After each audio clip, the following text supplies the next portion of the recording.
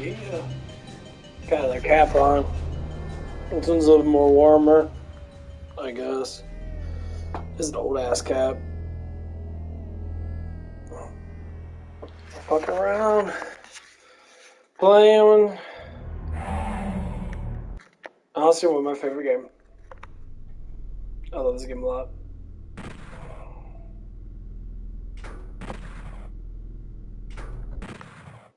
I think I have all the codes on. Yeah.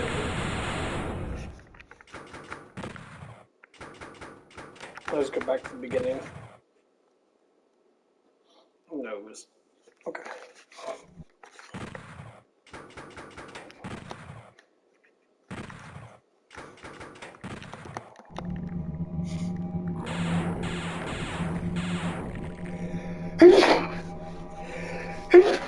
Jesus Christ, man.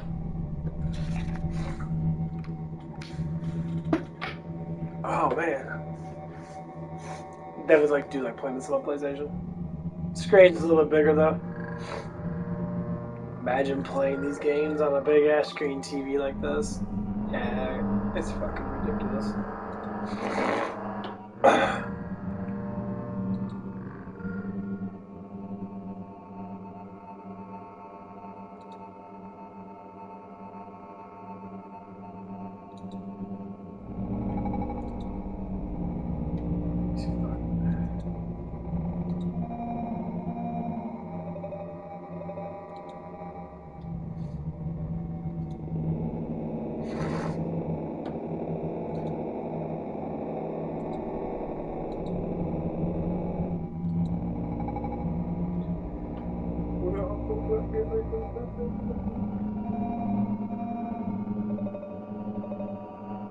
Where the damn thing's at? Oh.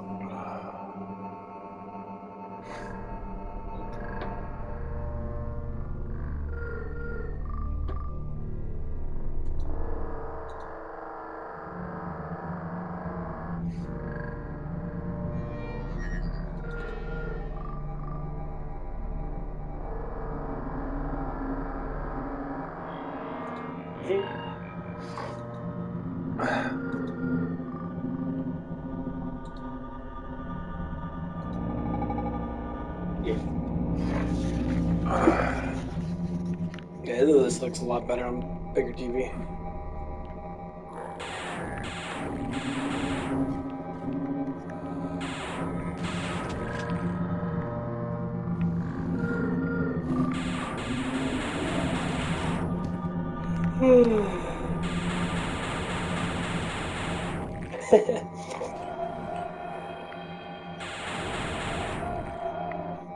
I would probably be playing more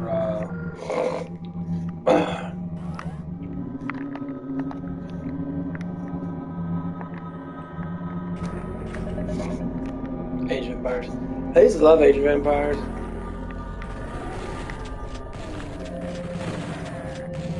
It's a place from same thing with StarCraft 2.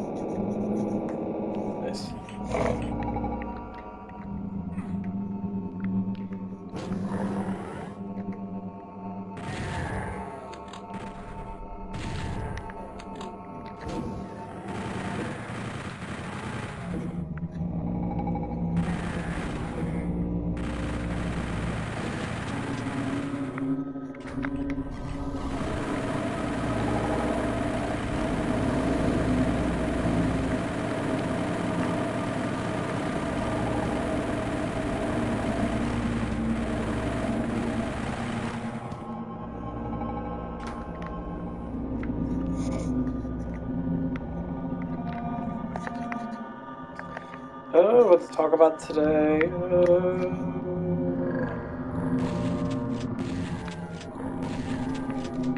What nothing happened, man.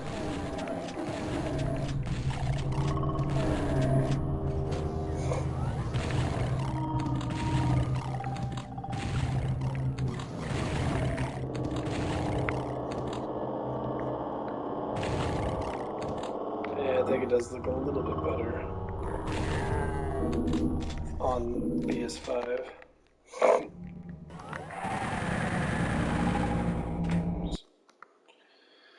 I don't know. What can I talk about?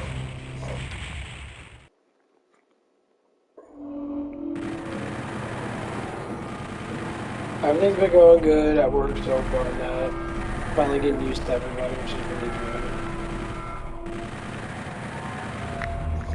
Normally it's a pain in the ass.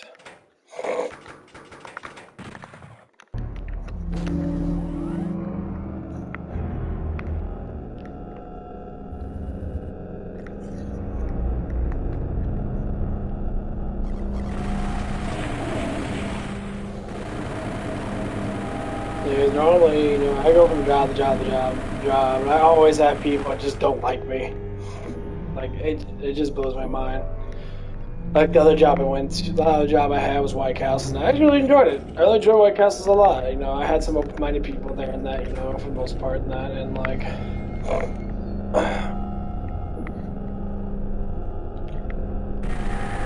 some people, there was one girl there, maybe another one, I think it was one that just didn't like me in that, and another one was jealous, and that it's this whole continuation of bullshit. That job was the best job. I made a lot of tip money there. When I was in drive-thru, I made a lot of tip money. I mean, there's some days I make like $20 a fucking day, or 30, $40, depending, on the day and that. And I was making $15 an hour there eventually in that. And when I go back there and work there, if I'm not working with that crazy ass bitch, yeah. There was just a lady that was just like, she's just weird. I mean, like, no one didn't really like her and that, and like, there was no reason for her to even be there anymore. Like, the way she was acting, that was just very unprofessional and kind of ignorant as fuck. Like, she over-abused her power a lot as a manager and that. A lot of people there, they're pretty cool in that, but it's just because I was, I guess, I don't know if it's because a lot of the people, some of the girls there, they liked me or whatever the fuck that it was. It was just really weird. I just got treated so much differently. I always fucking do. Always. Always. It's like dumbfounding. I'll be sitting there like, well, what the fuck? I'm just trying to work here, trying to have fun, trying to fuck around and shit. I'm trying to do what I want, do the best I can. And like, most times, people are just very ugly. And one of the girls there try to get me on fucking sexual assault shit. I'm like, what the fuck's with you feminist bitch? If you don't get the cock that you like, you get all finicky, which is basically what happened. She liked me, I guess, and she couldn't get what she wanted, and then she fucking called me out on bullshit. I'm just like... And then there was another girl there that was just, being nice to me. That she lives rather close to me, that. And she did the same fucking damn thing. Because I didn't give her attention. I thought she was cool with me. I didn't give her attention. And so she went behind my back and said a bunch of shit that, for whatever that I know that's true or not. If she did say anything or not, but there's probably a pretty nice hint that she said something. And it blew one thing out of proportion that, and then got me fired. And it was just fucking ridiculous. It's because I said something on my channel, because this is my channel, I can blog about what the fuck I want to blog about. You can't tell me not to say something. But you guys can bluntly lie right in front of me and say bullshit fucking stuff that makes no sense at all. Because you're, either you're a woman or you're, a person of color or whatever the fuck that it is. And it's just ridiculous. I'm like, man, it's a witch hunt for fucking white males. 100% witch hunt. If you don't obey me, you're gonna lose your job. That's basically what it was. I'm like, well, let's lose my job then. Okay. I shouldn't have to deal with this shit. I should be protected like everybody else. I should have the will to speak my mind if I feel that, if I have to say something about someone else because they're treating me like shit, why shouldn't I? Right? But God forbid, nowadays, people freak out. That's what happened at fucking Hooters. Exact same thing. Someone said something, and I, probably said something, and someone else overly assumed something, called in on me, called HR on me, got me fucking fired. And that's all it takes because they didn't go their way. Or because they were assuming something. They want me to sit down and shut up. And it's like, who the fuck tells you how people live their lives? In the real world, I'd be fucking putting your face in the fucking concrete. Beat your fucking ass or being a fucking bitch. Or whatever that it is. It's pure utter fucking hatred. And the people that do this stuff don't care if you lose your job. It's all about them. But when they lose their job, man, they're screaming and yelling and, oh my gosh, I should never lose my job. They're always late for work. Like, always late for work. I always got covered for their fucking shifts. I'm always polite to these fucking douchebags. And they still want to treat me like shit just because I had a good job at White Castle. I really liked the job there. It wasn't the people. It wasn't always all the people there. A lot of people there were really cool. Because I always work with women. I always have a lot of women I work with in that. And, I never work with just straight up a bunch of dudes. Only sometimes. So I kid around in that. Can't do that shit. I'm like, what the fuck? It's like, number one, if you women are getting that fucking emotional over something, just stop. You don't need to be that emotional. Guys are going to speak a certain way toward other guys. I hear girls do the same exact thing. And it's fucking hilarious because they fucking do.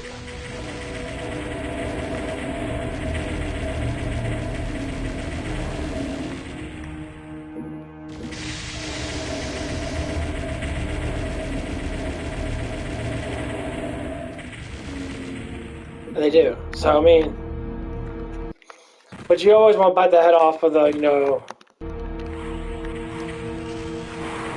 always want to bite the head off of the big guy. Because you feel like, it gives you power, satisfaction. Makes you more powerful of a person.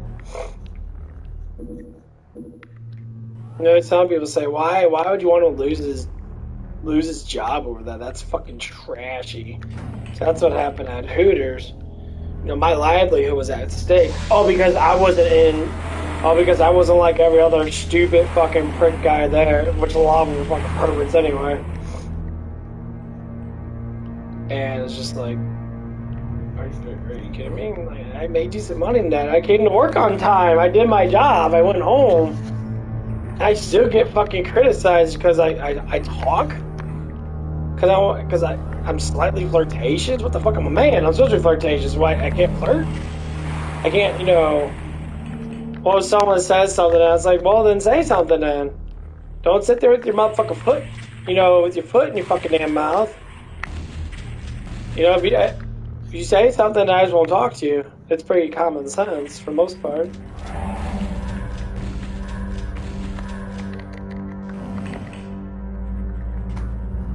I don't know what's so hard about that. Don't have someone lose their fucking job. Just talk to them and actually explain to them what the fuck's going on. So just saying, don't say those stuff anymore because someone got upset about it. That's why I'm on YouTube. I can say pretty much what I want to say. People can't fucking say anything else. They can't get upset with me. And honestly, yeah, I can even nowadays, I can say whatever I want to say. As long as it fits the narrative of certain things and that. And And I do. And that's the hardest part with people, man. Oh, man, they love to get upset about stuff. And YouTube just doesn't want me to talk about stuff that they deem not true, part of their little government narrative thing. Well, half the shit that I say has nothing to do with their government narrative bullshit. Oh. But the reason why I'm talking about this stuff is because it generally affected me. And not that I say no one didn't stand up for me, and that I'm sure someone did, but it doesn't do nothing. Because they figure out a way to get rid of me without any consequences on their end. And it's ridiculous. You know, when push comes to shove, something happens to one of the guys at work or one of the girls at work and that, and they want me to get involved, I probably would not get involved. Because why would I want to keep pushing myself into getting harm's way? Because people want to sit there and keep on walking all over me because of my personality. Now it's like, I am who I am. What's up, Glass?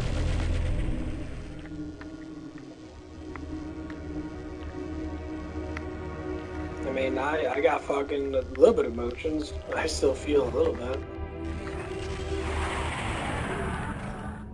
I'm good, long time no see, man. Has been a while. There's a lot of people not coming on because of work or school and shit like that, so waiting for break. Especially my timetables, I like to play late at night. I just got them waking up from a little nap. I'm waiting for the DLC of Resident Evil 8. All the cocksuckers got their copies first, so people like me have to fucking wait. They give them like a week in advance. Doomgy doesn't feel anything, he only feels anger.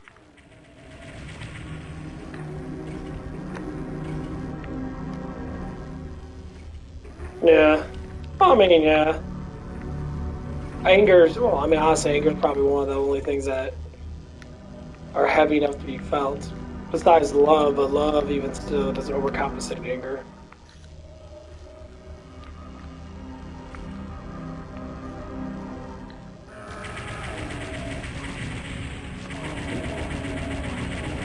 It's kind of how I feel.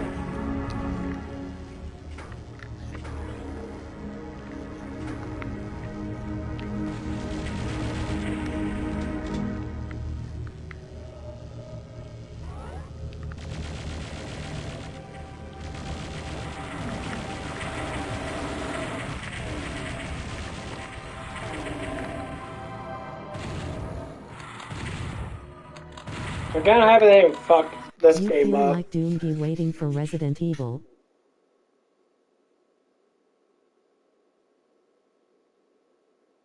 Yeah, I'm waiting for Resident Evil 8, the Rose expansion. It's already out for all the dickheads that can get free copies of every single thing. Everything's free for them. So I gotta wait till Friday. I'll probably play when I get off work.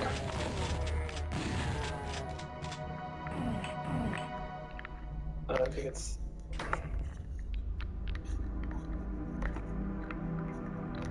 Oh, I just gotta press the one wall.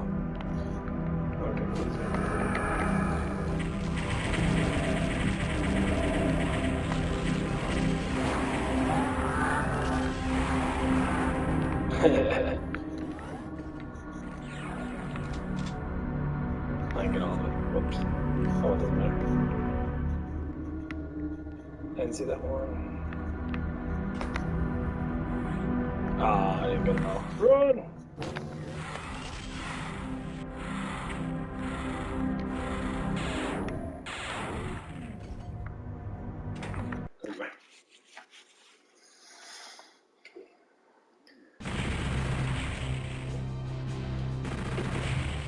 Honestly, I like this one better than the Doom Eternal, to tell you the truth.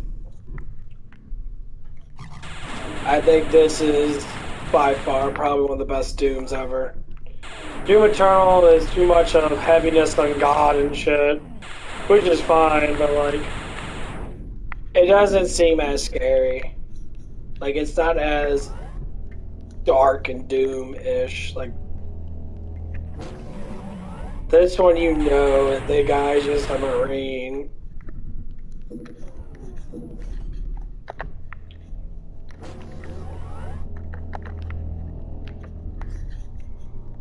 It just feels different.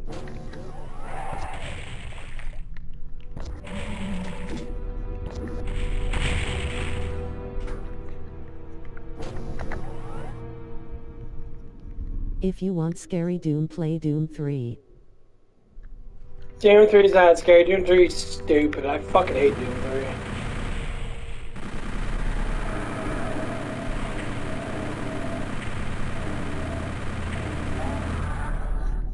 Nah. Not talking about like jump scare scary. I'm talking about just like creepy scary. I gotta turn down the volume. That shit's fucking loud. Oh, no, my sound effects. Oh, look for that sound effects. Had that stuff.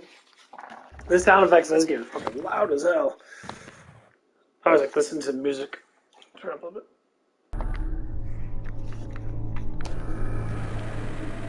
Me too, I hate that game. I don't know why I would recommend you. I thought you liked it, but now I know. I mean, I played it. I don't dislike it. It's just not... It's just not Doom 64. Doom 64 is an amazing game. I mean, Doom 1 and 2 is pretty good. But I don't like all the music. I like just the creepy atmosphere.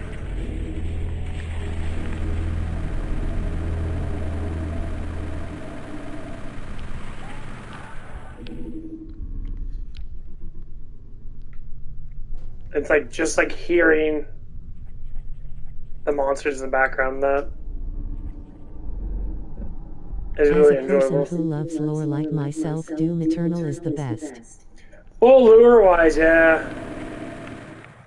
But Doom Eternal, you know, your character's pretty much just... Pretty much he's God. He's indestructible, supposedly. He's like One Punch Man, basically. Everyone's scared. Everything's scared of him.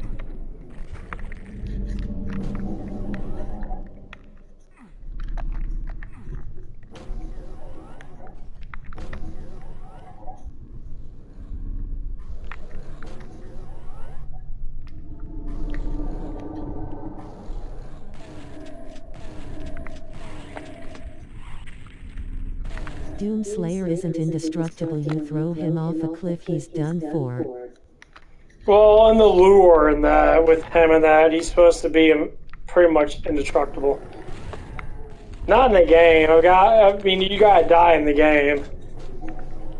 But when they talk about his lure and that, they're like, oh yeah, he's pretty much... He's got, like, godlike abilities and shit. Because when you see the machine that they put him in and that, it's just ridiculous. That's why they're like so afraid of him, that because of how powerful he really is.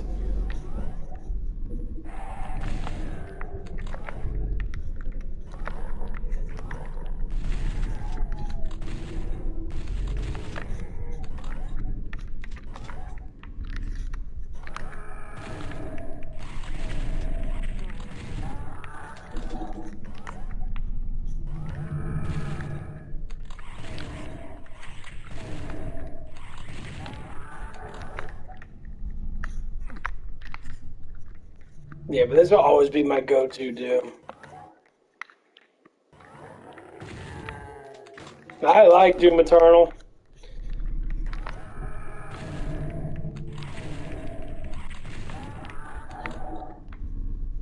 I ain't gonna lie.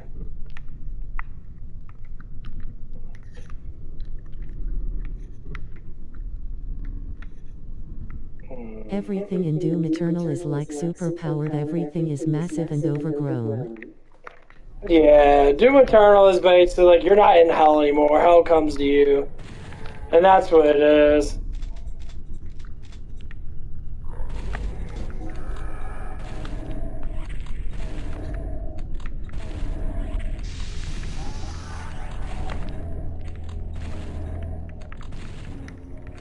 Like, I play a little bit of Scorn in that. Scorn's fucking weird. That game's confusing as fuck.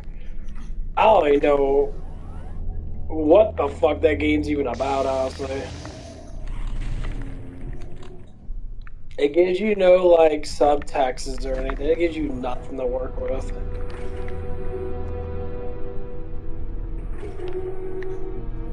Like, when you start off, it's just fucking weird.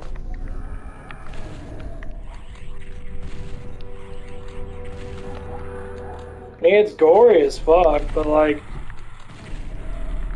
I heard a third Doom game is in the mix already. Oh, they're gonna keep on making Doom. Yeah, they're gonna keep on making Doom.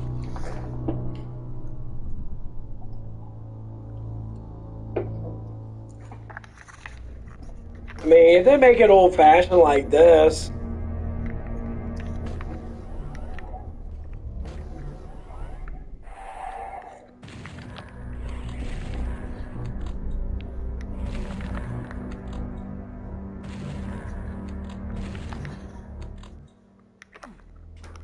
Even a third Wolfenstein game too. Yeah, I do have Wolfenstein. I bought it really cheap. I think I did, or I got it from the Plus thing or whatever the fuck it is.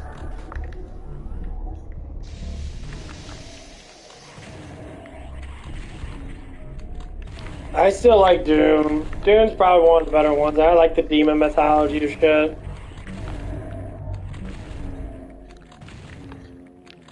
I always like. I've always been a big demon, angel type person.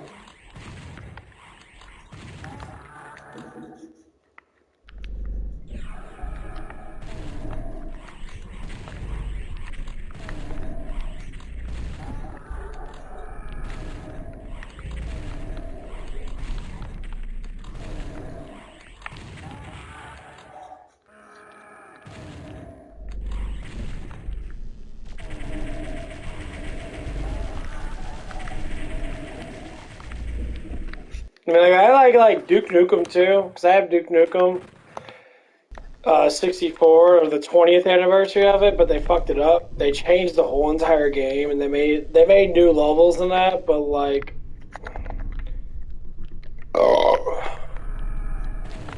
the game got changed. They don't have the similar things in that. I don't like when they do that.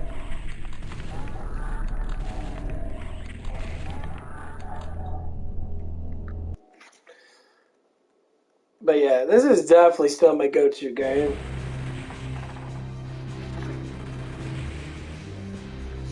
I always enjoy this game. 100%.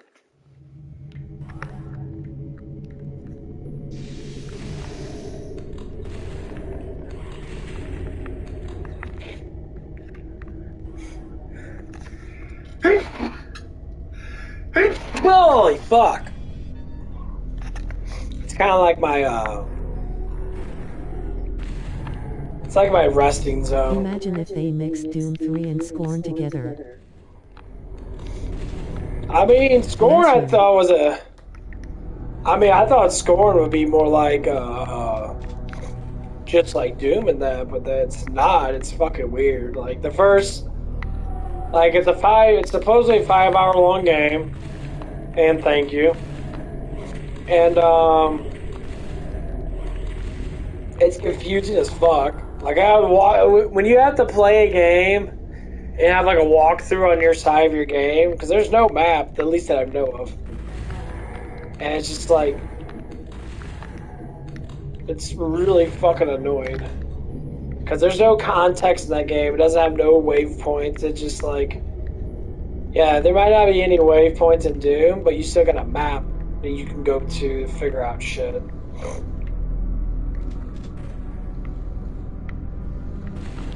And this game is self-explanatory because you got enemies to kill. Not only there's enemies to kill,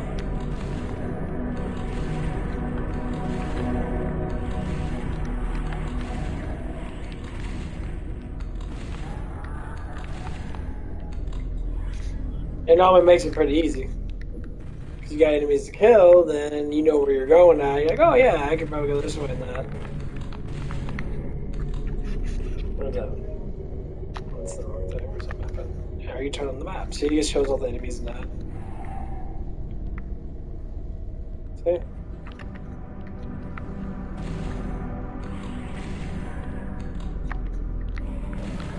You can actually They see. need to remaster this.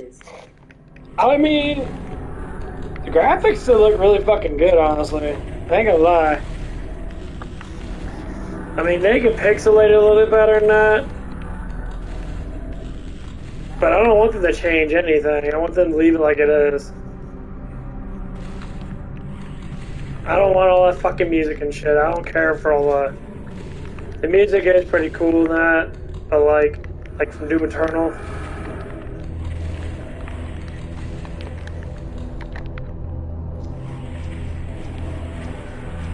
But I don't care about the music. I want it to be creepy. I don't want it to be a bloodbath where you're pretty much, like I said before, you're a god. You can run around and be like, I'm the best kind of thing. It's like, no, I don't want that.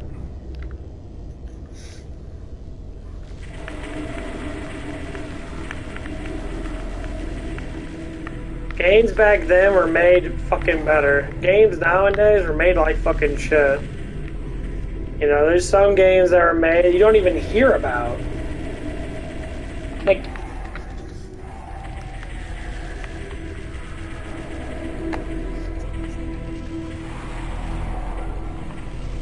Like Shining Force Residence Reforged. I never heard about it. They never announced the game was up. If they made it darker and more bloodier and more scarier ambience, I think it would be scarier. Well, I mean, yeah, when you do remakes of that, you obviously spruce up the graphics a little bit in that, but it's not going to be... I mean, if you're afraid of demons like this, you're going to be scared and shit your pants no matter what. But to someone that's a legendary player of this game, has been playing it for fucking years, I probably have more hours in this game than most of other games.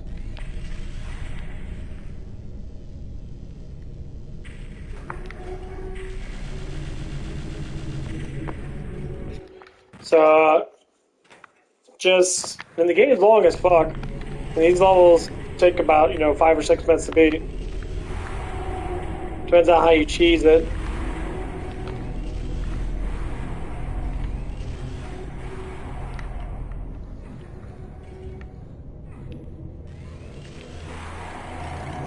I think the best thing for to do is just make the graphics slightly higher, because you can't really do too much with it. Like I said, you gotta leave it somewhat the same, because you do too much with it, you gotta break that wall of normal gaming. And honestly, I fucking hate that shit.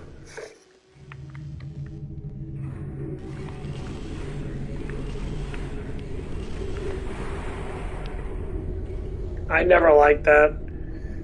Because they did that with Duke Nukem and that.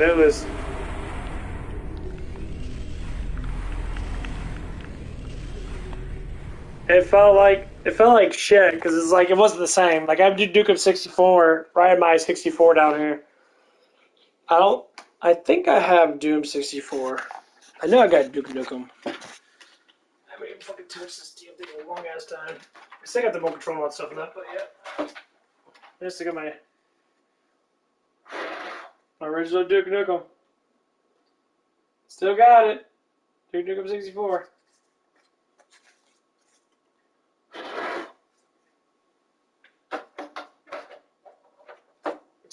That's my baby. That's one of the games I played a lot of. Yay. I don't know if I got Doom. I think I got... Kind of my thing right here. I got Mario 64. I got WrestleMania 2000. I got StarCraft 64. Then I got Perfect Dark. So I do not have Doom 64. I think my brother has it.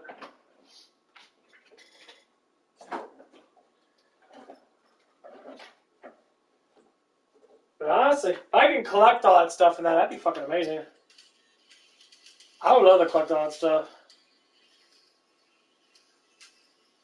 My room's like super fucking dusty though.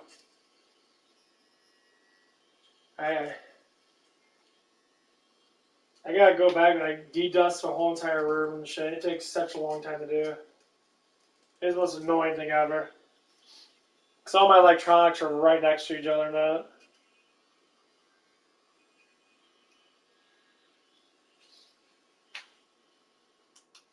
Yeah, I have a shit ton of 360 games, so I have a big old bag of Xbox 360 games. But yeah, they're the only games I have for that. I mean, there's like a place down the street, and that's called V-Stock. They have a whole bunch of N64 based games and shit.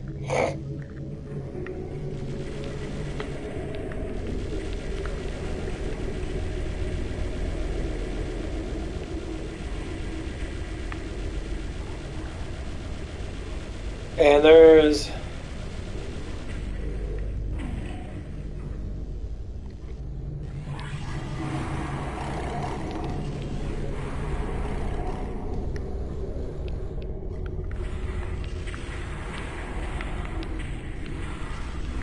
fancy shit.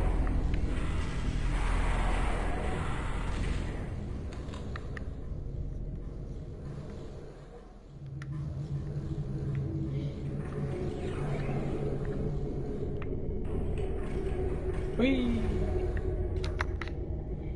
I miss my PlayStation Network.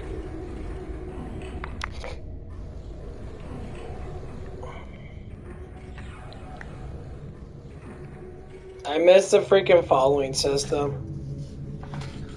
They don't have it on this. They don't have a following system on PlayStation 5, which is fucking horrible.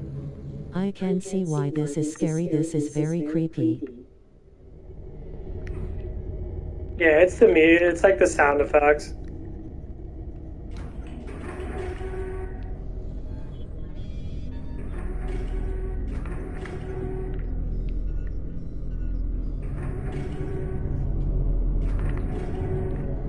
That's why I like it. N64 had a huge creepy rating with it. Like, there was this one game I played. It was like a. Now I can see why you love this game. Oh my god, yeah.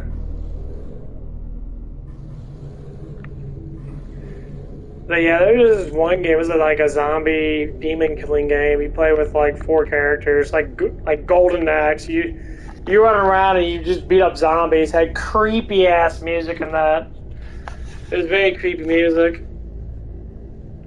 And like when you beat them up and they can hear the zombies go oh or whatever that is. They made sound effects and shit when you beat them up, and their heads fly off and then you smash their bodies up and shit. N64 had a lot of creepy ass games. I mean, all the games were fucking creepy.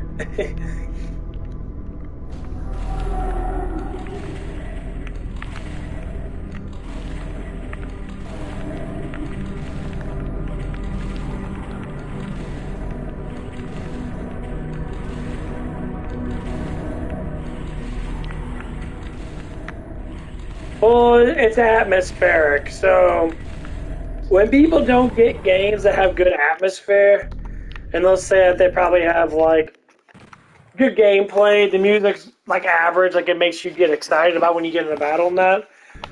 I don't want to be excited. I want to be scared. I want to be like tippy-toeing around. That's what I was doing on that other game I was playing. It's called like Infection or Infection or whatever it was. Basically, it's about some dude that kills his wife because he got possessed or something. And he ends up sitting there going through purgatory, I guess, in a way. So he was living his life like Groundhog Day over and over again. After he murdered his wife, he ended up dying too in a car accident.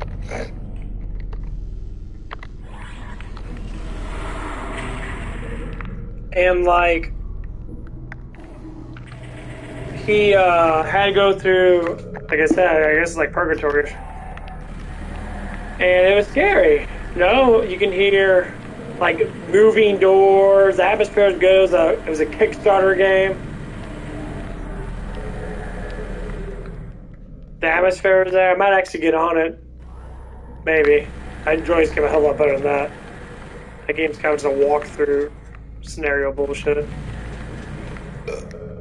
But you hear like the phone ring, and then you hear like Satan talks to you, or someone talks to you. I believe it's probably Satan. He like tells you what to do. If you don't know where to go in that, he'll like actually call you and tell you. He'll be like with a super deep ass voice and just like talk to you.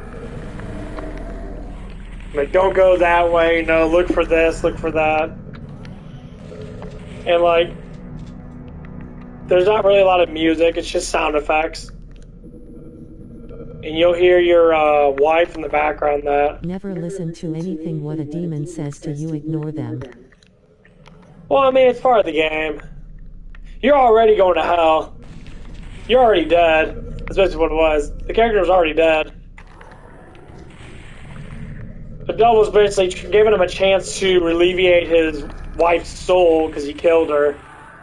And that was the whole point. You pretty much do a ritual to alleviate her soul. And that's the whole point of it. So you can't really die in that game. You just start all over. It's from a checkpoint system.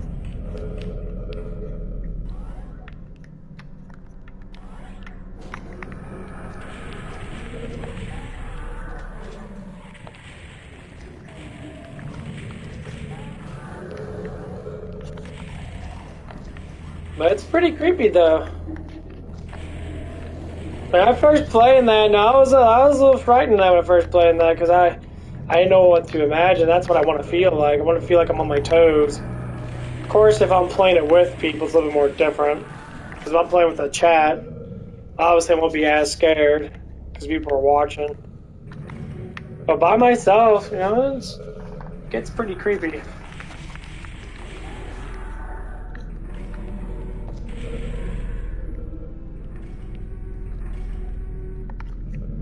And that's what I miss. That's what you miss out on when you do stuff like that. It's just like, wow, this shit's fucked up. It is.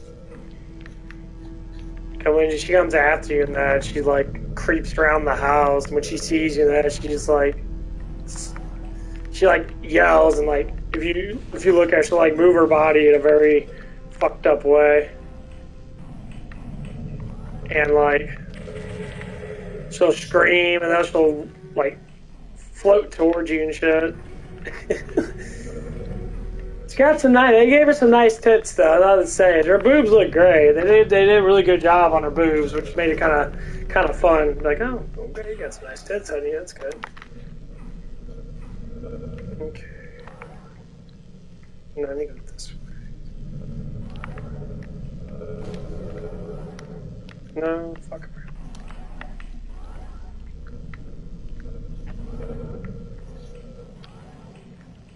Alright.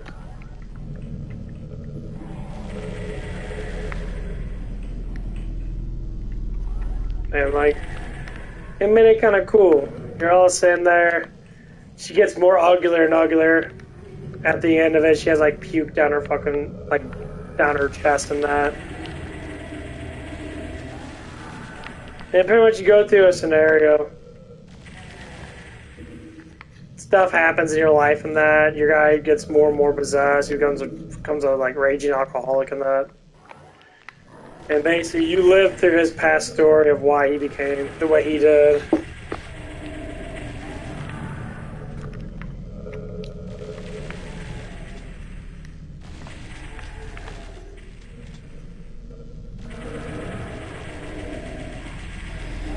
And it actually wasn't too bad.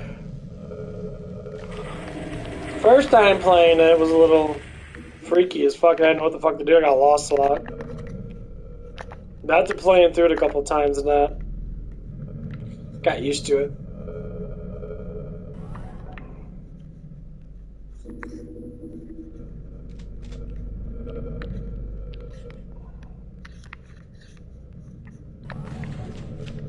Fuck you, bitch.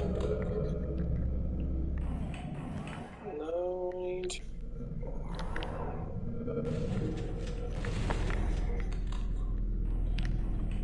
I opened up something, man. I'm trying to memorize it. Where the fuck I was at.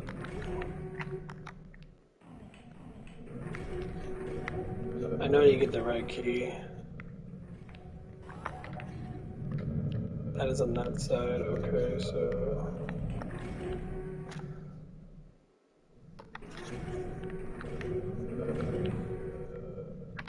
I thought I opened this up. Fuck.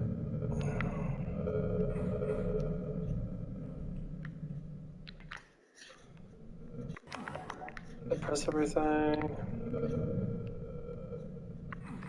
Yeah, I pressed that one.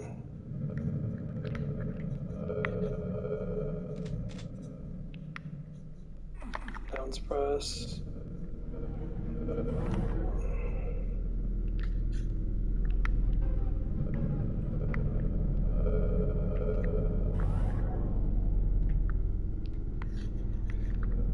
What I did? Oh, here it is.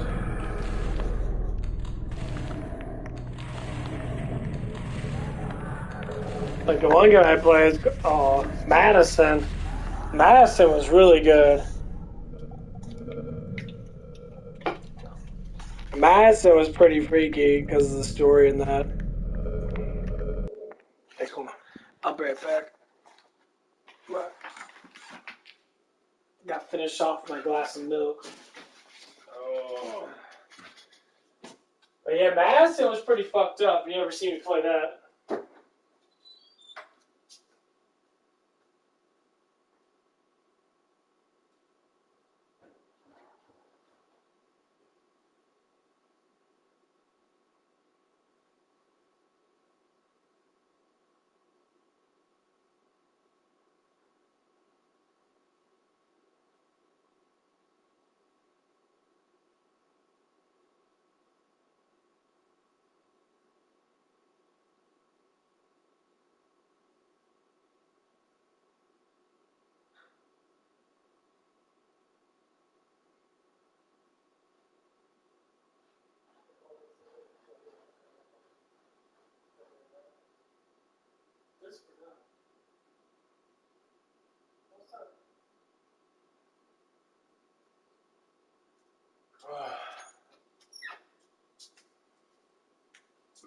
Don't forget to like if you haven't liked it yet, Mr. Glass.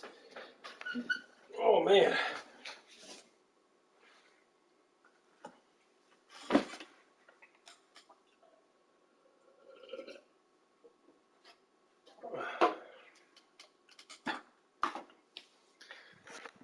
But I believe everyone's got demons of some sort.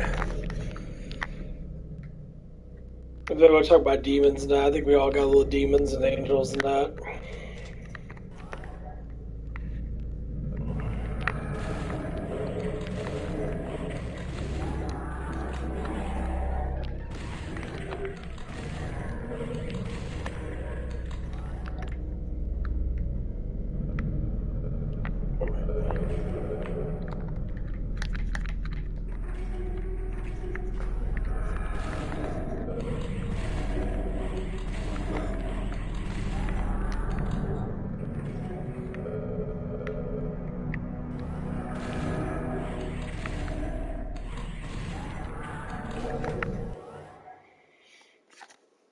Depends on how bad you are as a person, I guess.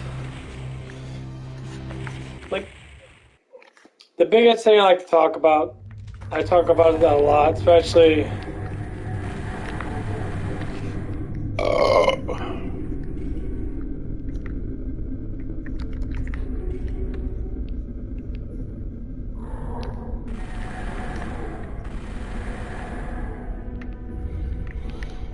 When you go through a lot of bullshit in your life, it's like negative.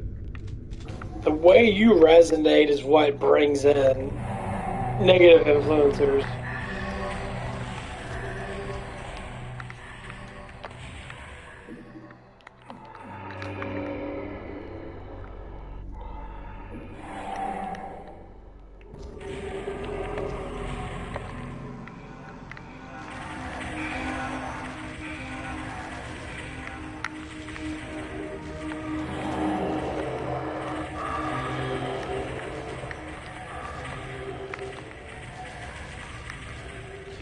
That's how I always think about it. So anytime when people have a lot of emotional trauma in that,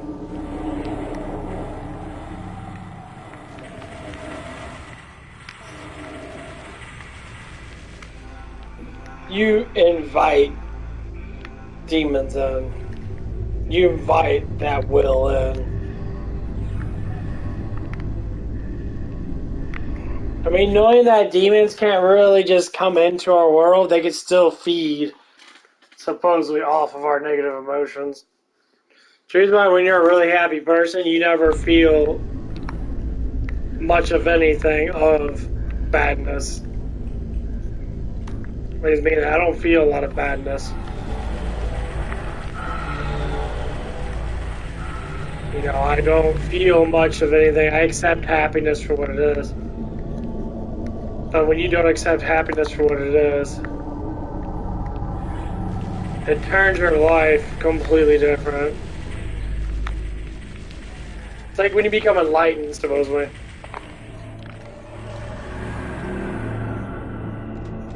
Like, I'm enlightened compared to what it used to be.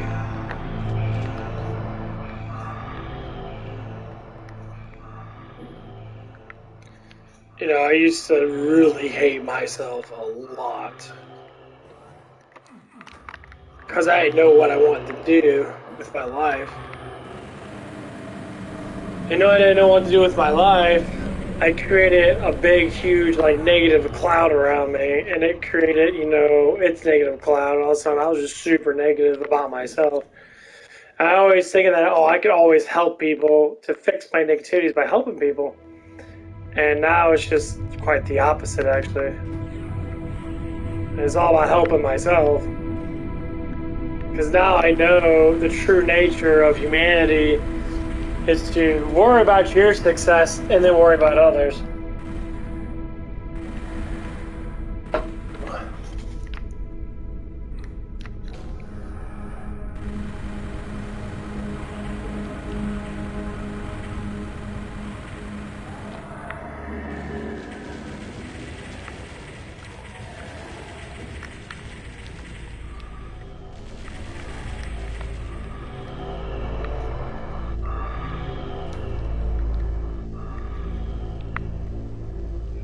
Because once you start worrying about everybody else's success, you'll never be successful. Unless it's like a...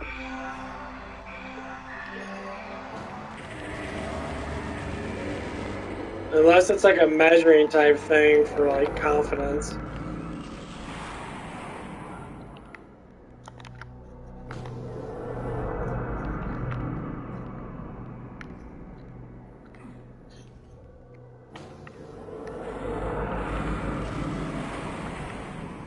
No, that's how it is. So like if you're slightly competitive in something, hyphen NWDFRLLSS and GS red heart. Backhand index pointing left hyphen NWDFRLLSS and GS face blowing a kiss.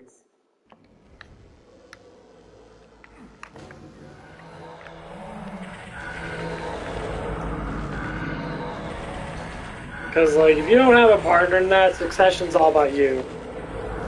So if you tend to like to help people in that, obviously helping people is not the best thing to do.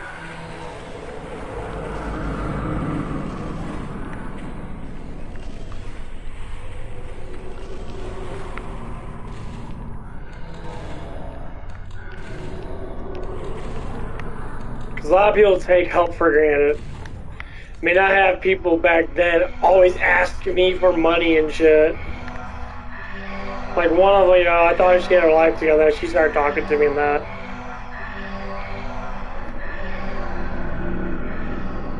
And like, and also out of nowhere, she just like asked me for money. It's like, hey, can I have, you know, I think it was like $50. I'm like, no. It's like, oh, it's okay if you, well, she said, can I have $50? It's okay if you don't give it to me. Then why the fuck are you asking? Well, I don't want to spend my hard-earned money that I worked for and bust and you know bust my ass for it to just give it to you. Like, no, that's not how that works. I'm like, stop spending your money on stupid shit. I'm not fucking rich. Even if I was rich, I still wouldn't give you anything. So once again, with my own succession, I would not give it to someone else unless they are someone that I can actually trust. And this person, evidently, I can't trust. And I can't say she's a bad person, but like, how can you come up here and ask for money that you know you can't repay? Well, if you had your own money, why would you be asking for a damn loan?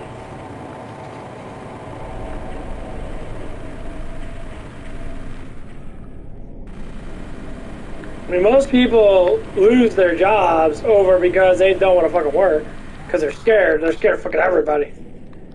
And this girl always had that problem that, you know, it made up a lot of excuses with her life and that.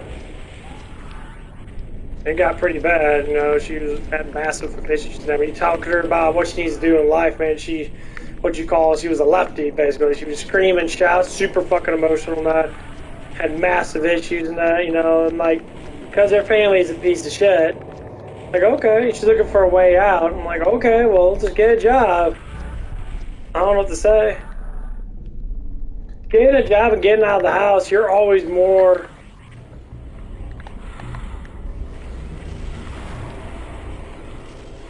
It's more easy to get your shit together when you have a job, because at least you have money to do the work on it.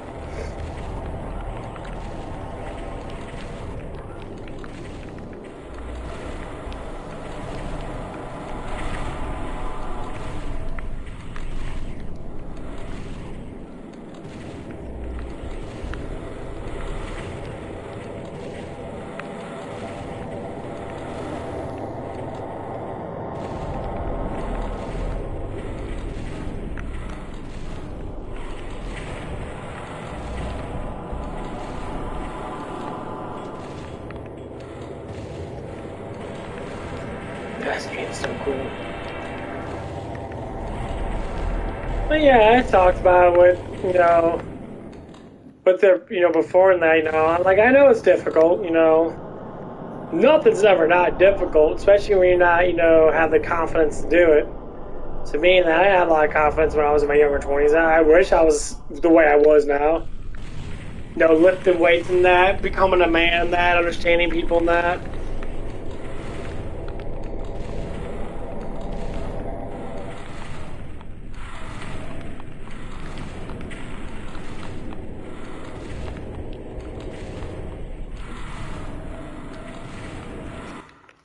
Man, this gun's take forever to kill these motherfuckers.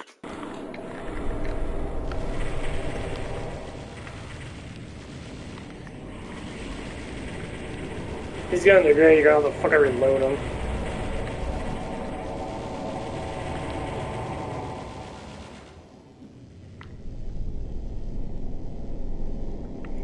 I can't remember what game it was or movie it was. There was a movie that some kid was playing Doom, and it was really fucking loud. He was firing guns off and that. And someone was like a merchant. I thought it was real guns. So I pulled out their gun. They went in there and he had a big ass screen TV. I guess about as big as mine was. It's one of those big ass fucking plasma TVs and shit. Like you went in there, all you hear is loud ass fucking shooting and that.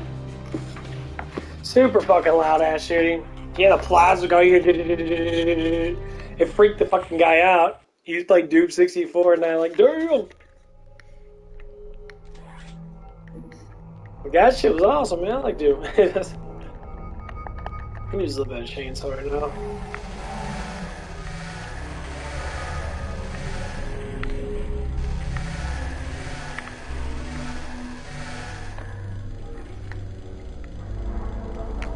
Yeah, chainsaw I think is equivalent of a double barrel shotgun.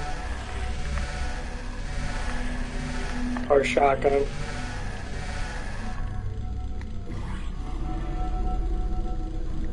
I don't want this one.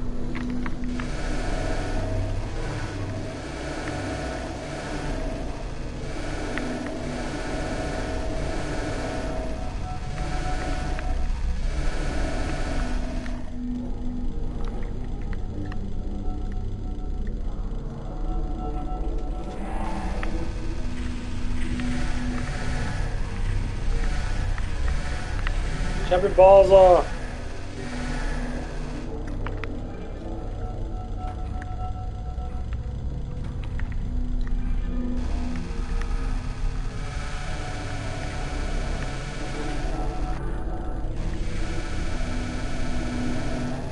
Yeah, it kills him pretty quick, I gotta lie. Chainsaw's not that bad.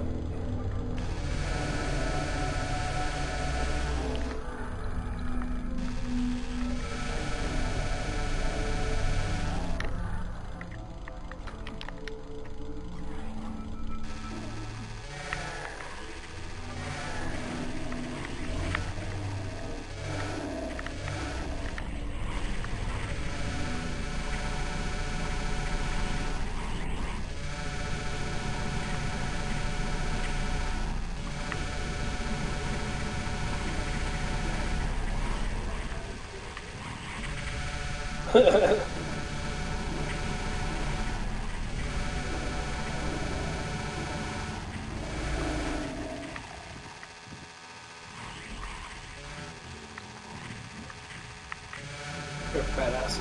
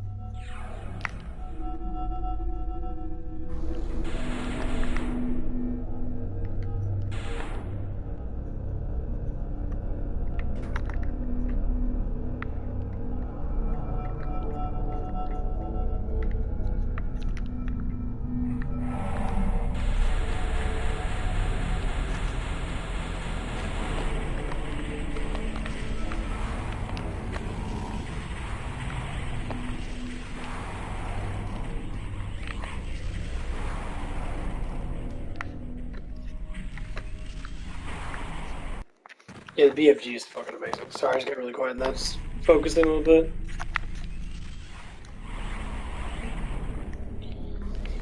The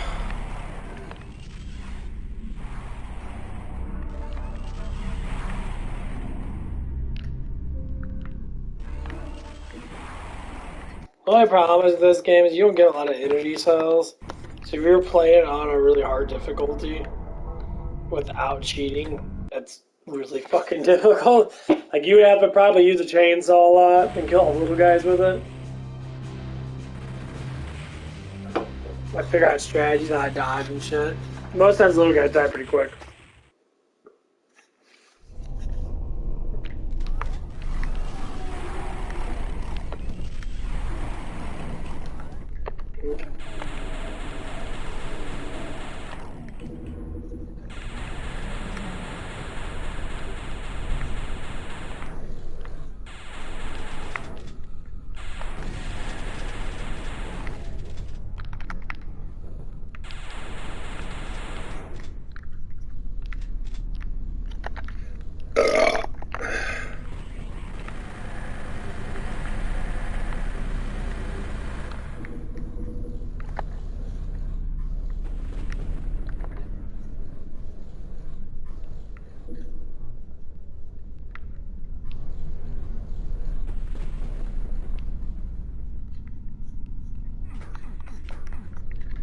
But yeah, when this game came out, and that I did play it on N64. I'll tell you what, it was freaky.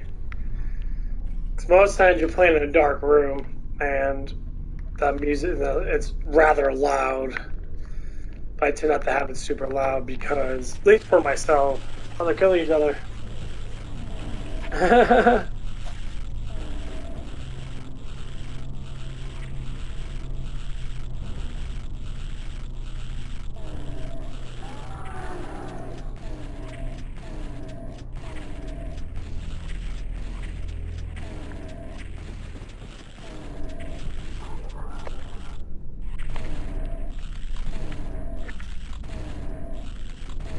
The only problem with this game is these characters, some of these guys have way too much fucking health. Because over the roll call goes like this: double barrel shotguns like a rocket. So for every shot, unless if you hit it with a full shot, it equals up to one rocket. Rocket does shoot faster. I think it's having like 10 plasma bullets or whatever equals up to one shotgun shell or one double barrel shot, something like that.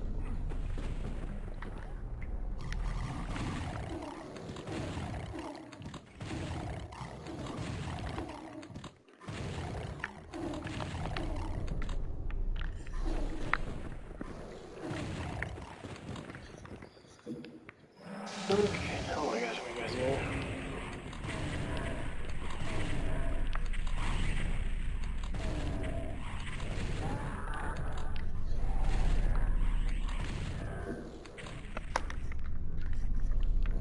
But yeah, I don't really get sick and tired of this game, honestly.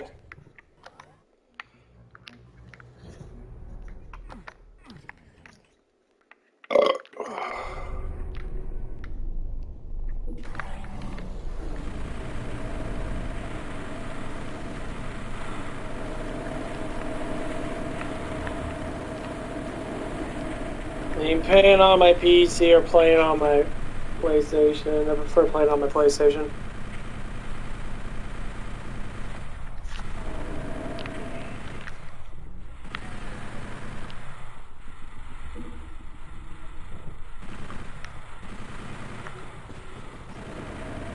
Or fighting each other.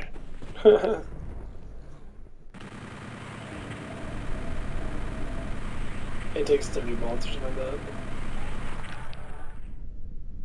It's something like that.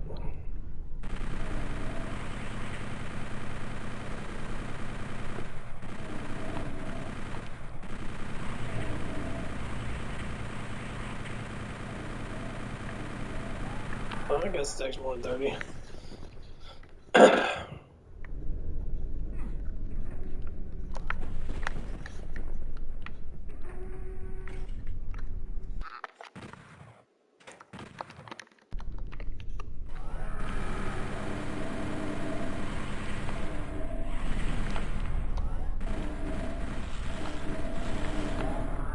Oh, it takes 40 bullets.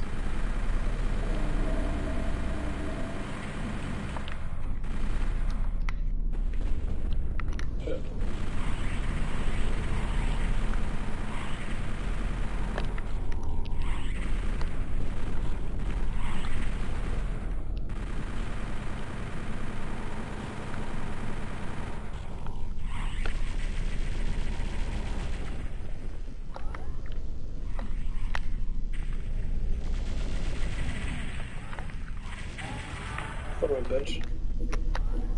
There you go. See that? Cool.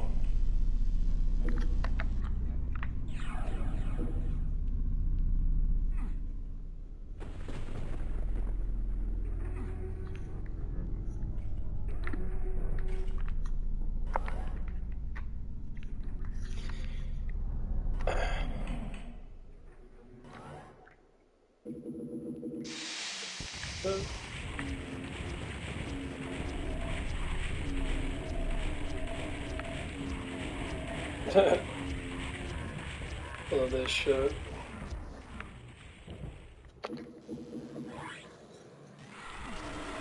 Bitch.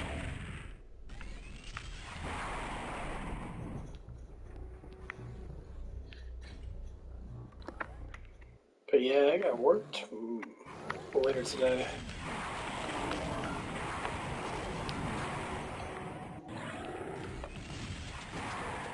A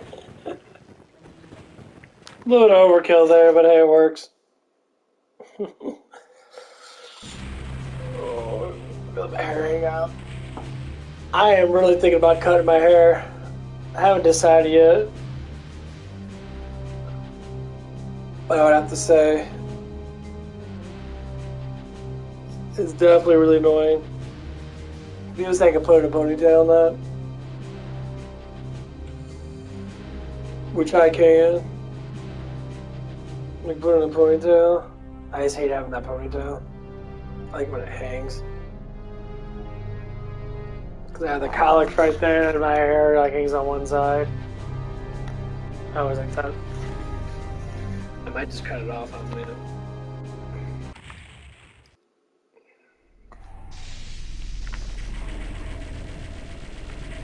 My first time having long hair. This bit of music gets creepy as fuck.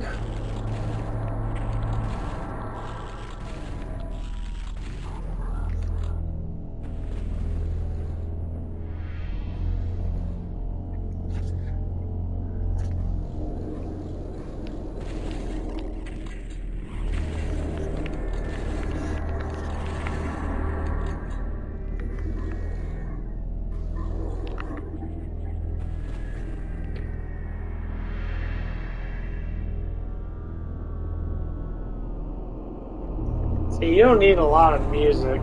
You need an atmosphere to explain where you're at.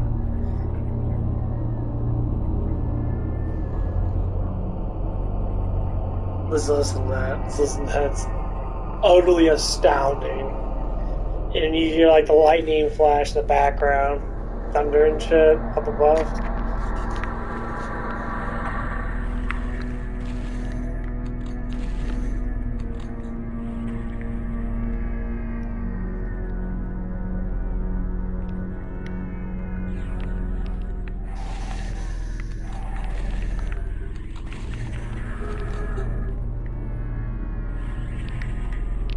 Then were the screaming souls in hell. I see what it is.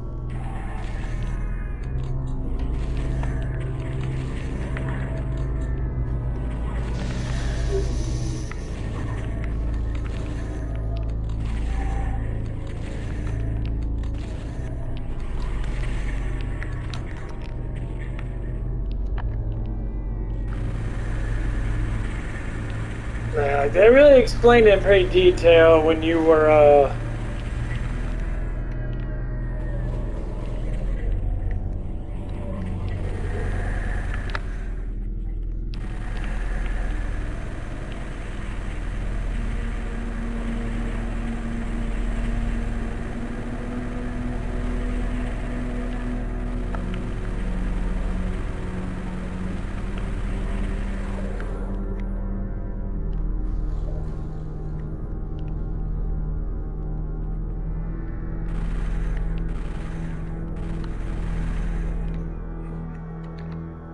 that's all you need.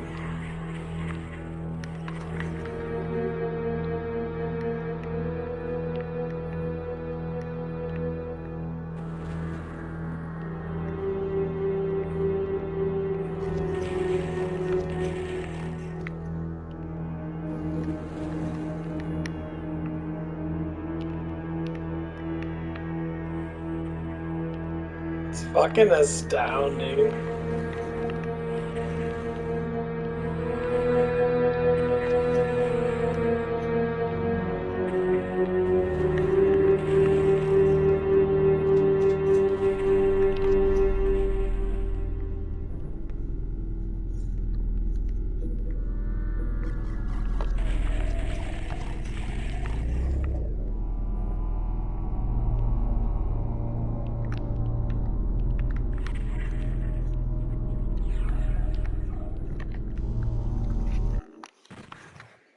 Yeah, like the atmosphere in this game is just so fucking amazing.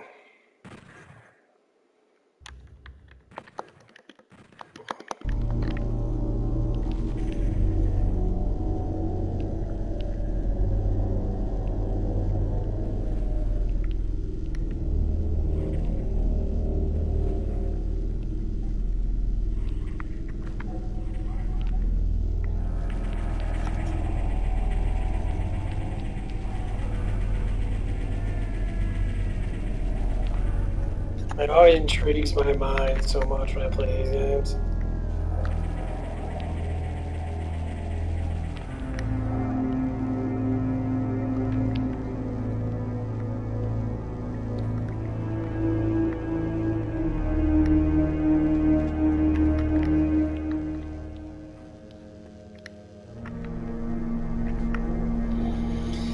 It's like you want to feel safe behind a big ass gun when you're in these type of like situations and that.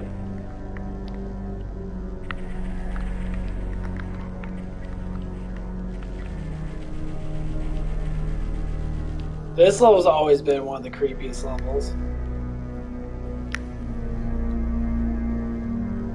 They're like just dead body parts everywhere. There's people that are like ripped apart on chains and shit.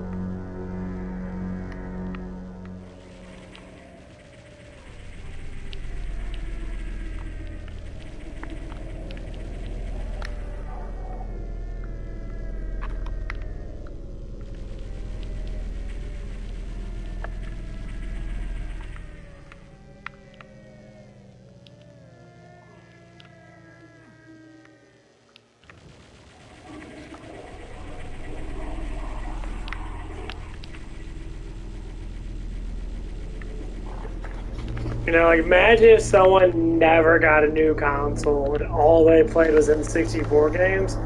I think I'd be satisfied. Yeah, I talked to a couple people from India and they were saying like, yeah, we didn't know about like PlayStation 4 for a long ass time. A lot of us were playing PlayStation 2. Like PlayStation 2 was a great console. If I never had the internet, never had anything like that, and I just played this, I think I'd be content to go to work and come home and play it. Just like, okay, let's go through my arsenal of N64 games. I have like 100 of them. Okay, I'll put this game in and just play it. You know, that'd be fucking utterly fucking astounding.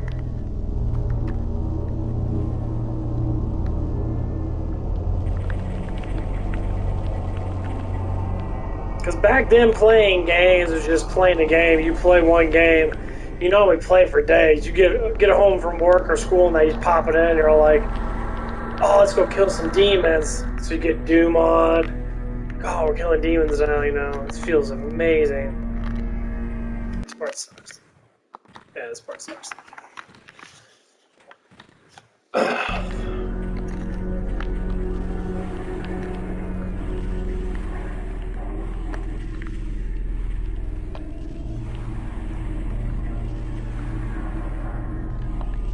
It's like Age of Empires. You used to play a shit ton of Age of Empires and like StarCraft.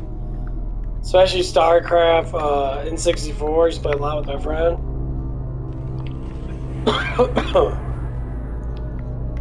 That game was utterly fucking amazing.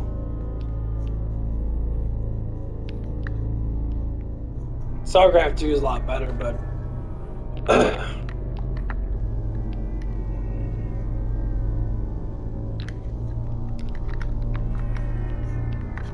yeah, but still nothing beats this game. I didn't put Doom 64, I just put Doom. That was fine, but I gotta edit my thing out a little bit. Forgot to put the thing in there. Can't do that. Don't come out with that.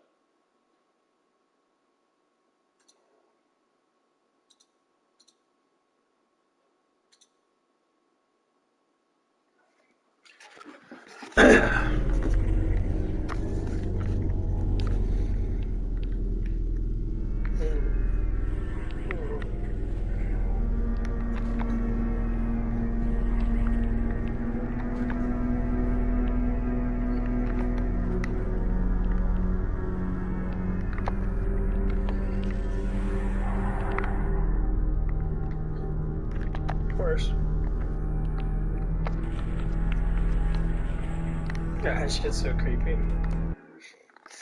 I love how creepy it is. Yeah. Dark Citadel.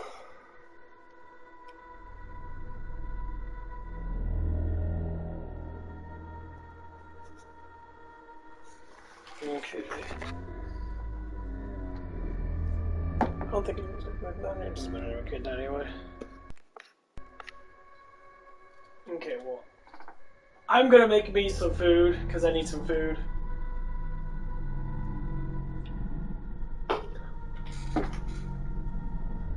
Gotta get some protein in me and some carbs and shit. Been lifting a lot, but trying to keep up with that protein and that. So I'll be right back.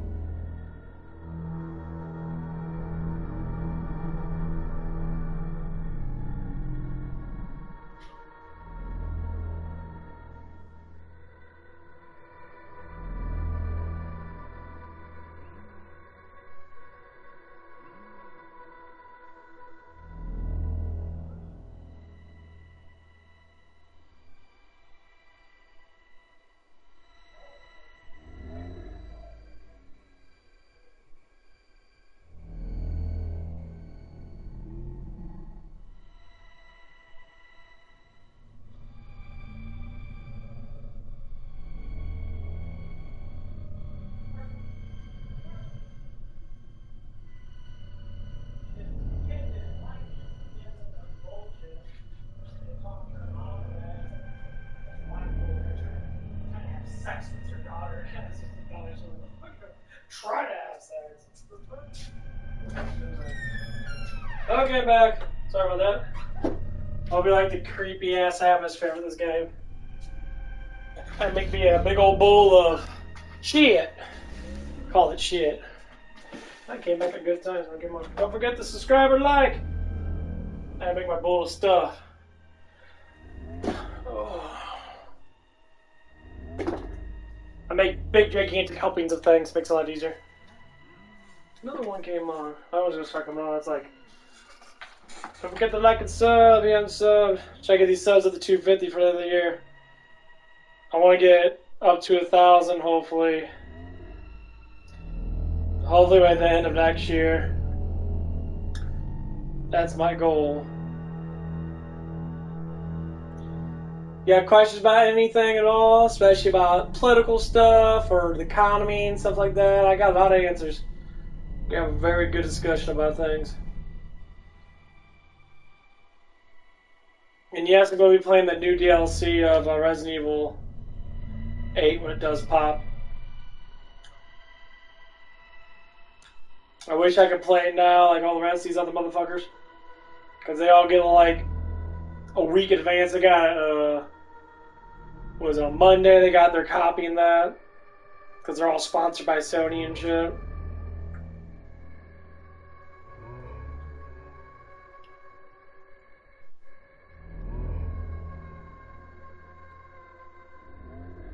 They give them like 4 or 5 days or something like that to play it.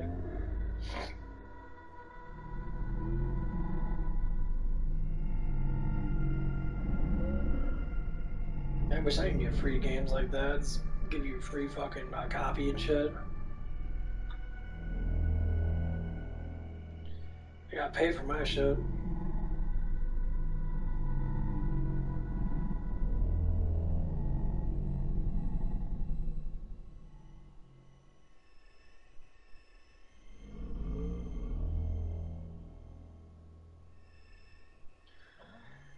Ooh. I got a light above me. You didn't see that. What's the flipper thing? Oh, I remember this one.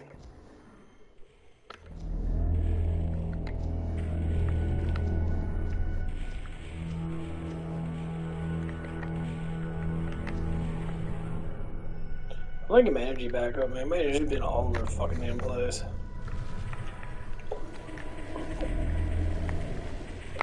Oh, fuck.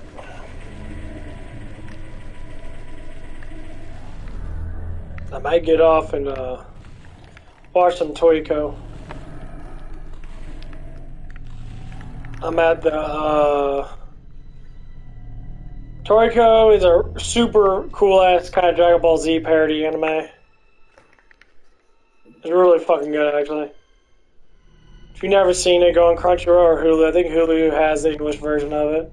Crunchyroll doesn't have the English version of it. Or if you have Funimation, Funimation has the English version of it.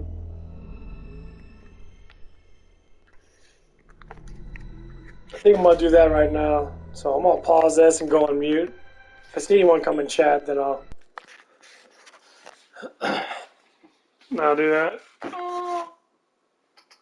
Let me see where my charger's at. Oh, my charger yet. I'm watching on my TV actually. Yeah, I'm watching my TV.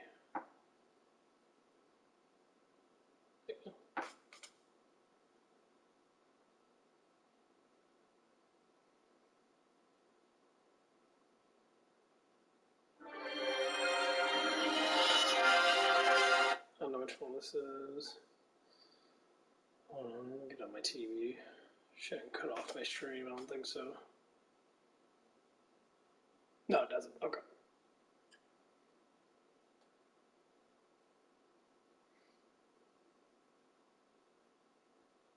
Go.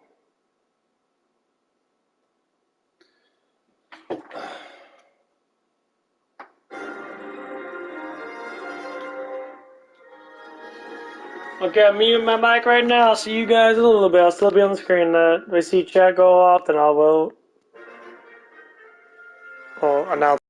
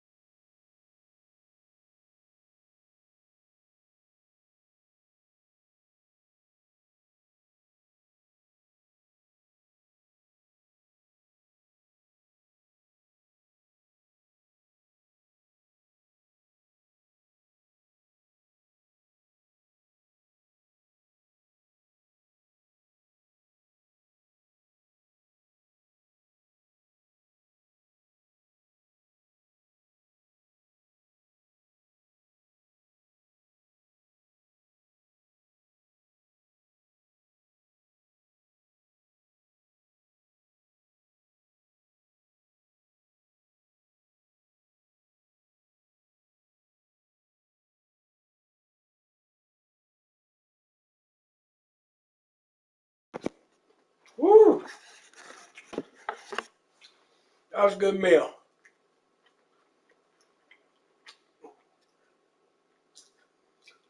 The corn and the green beans kind of moist everything up, so when I put my cheese in there, my cheese doesn't get clumpy, it stays loose. That was really good. That was really fucking good.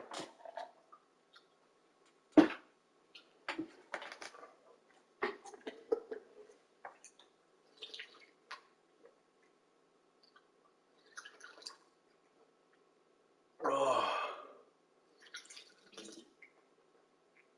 Oh.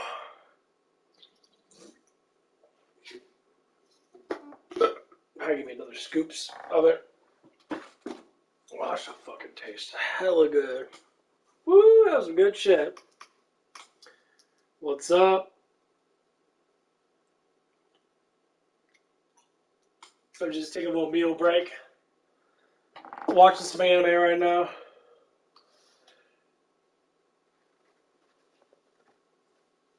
Holy shit. Woo! Kind of got a new workout plan, so I'm trying to get my diet going.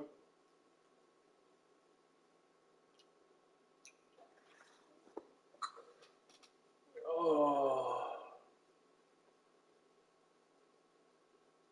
Holy shit, that was good. I'm gonna give me another helping. That was some good meal. That shit tastes hella good. Ain't gonna lie. Stuff tastes real good. I'll give me some more. Give me some more.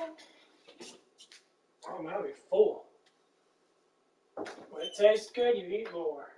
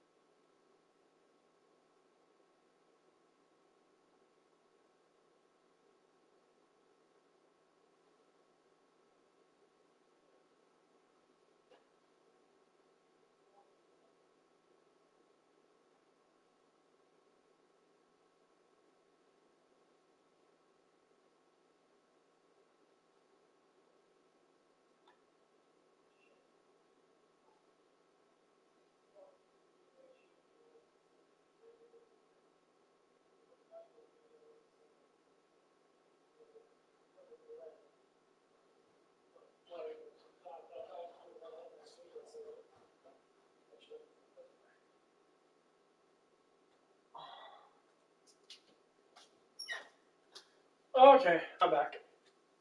Holy shit.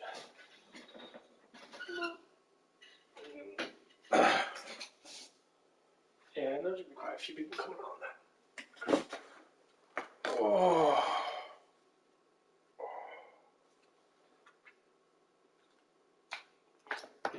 Holy shit. Oh, man. Okay, I'm gonna go back on mute, watch my stuff. I'm gonna get back on and probably kill some shit for a little bit.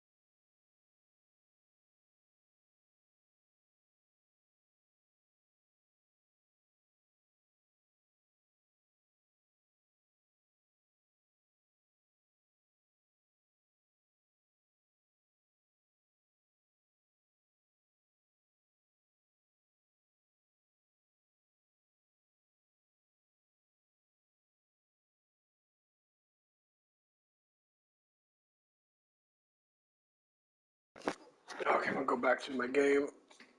Oh man. Yes. Okay, back to my game.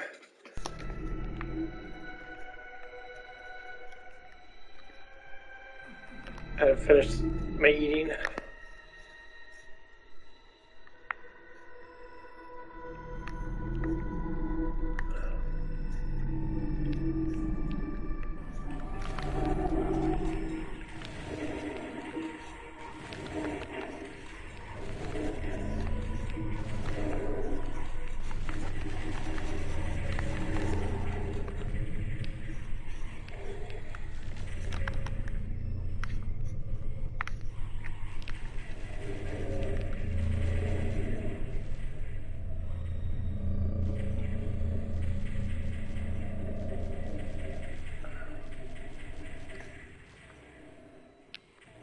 I like when they battle it out. It's so fucking cool. Oh, you actually fucking killed him. Nice. That was a good refill.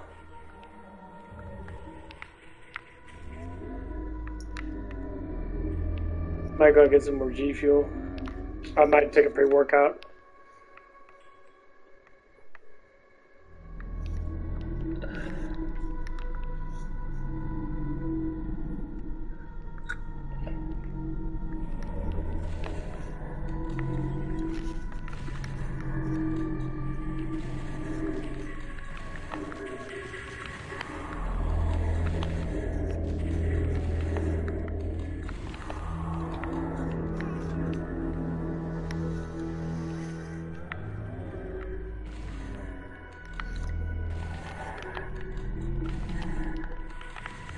But yeah, I get to go to work today and I get paid.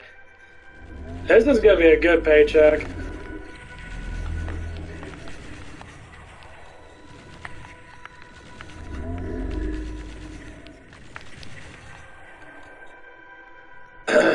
This next paycheck's not gonna be as good, but this paycheck I hope is maxed out.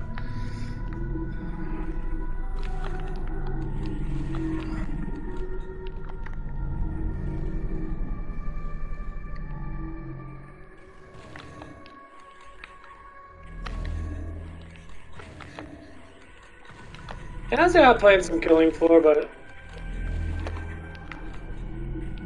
think I want to play this for a little bit.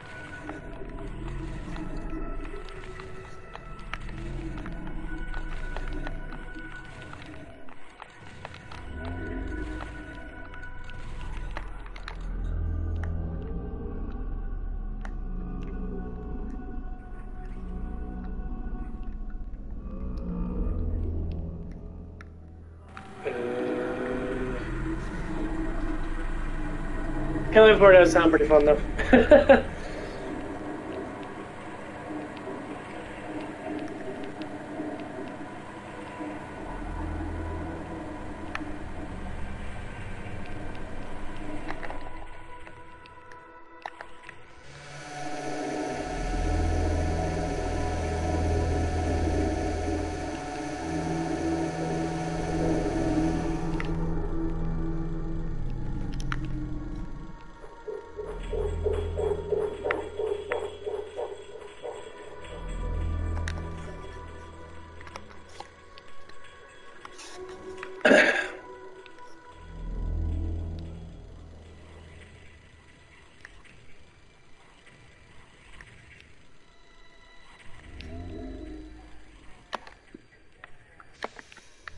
Oh, I was trying to attack each other with it. That'd be awesome.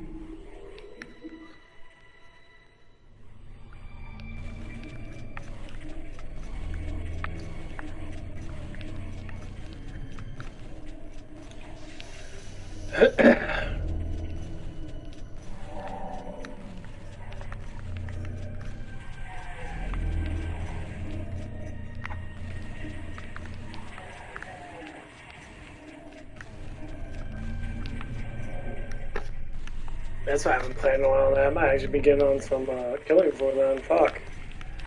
That game pretty fun.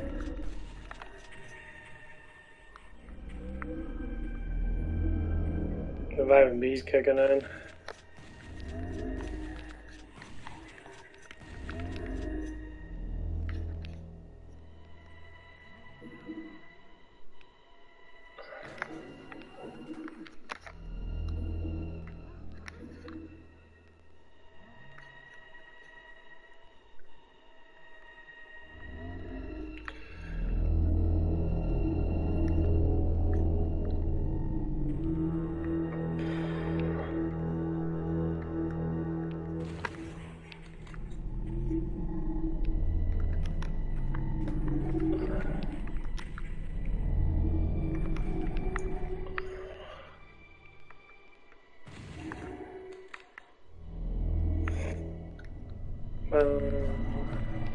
Oh shit.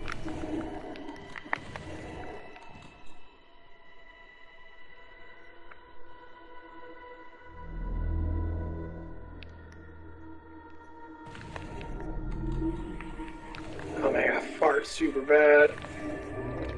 Oh, the wet one too. Fuck.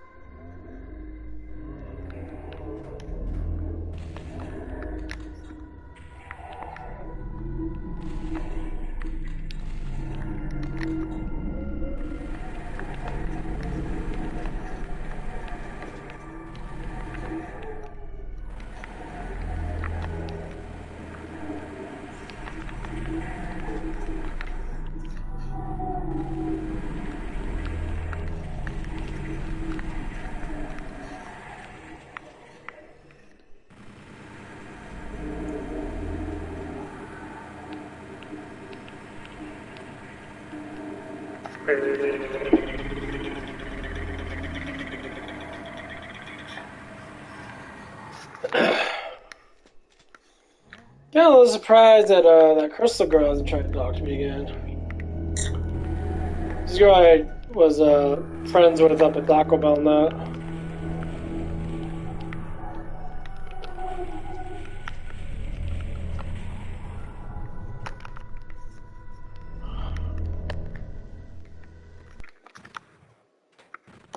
I ain't gonna lie, I actually did enjoy her quite a bit. She was actually really fun to talk to in that.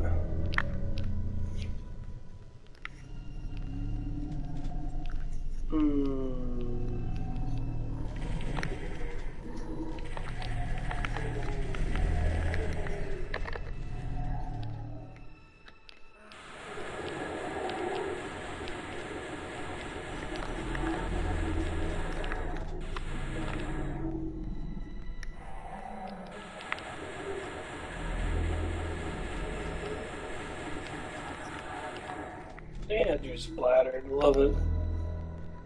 Oh, splatter mark.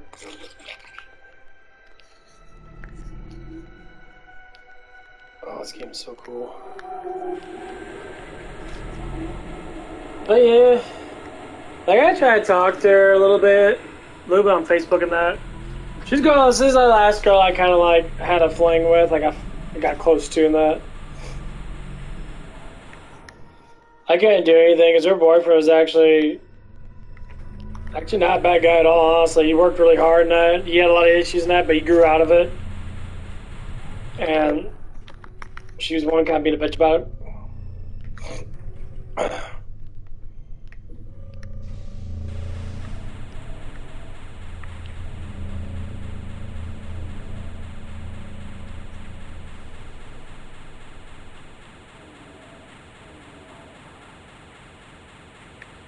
He was a little ignorant about how she was and that, about things and that.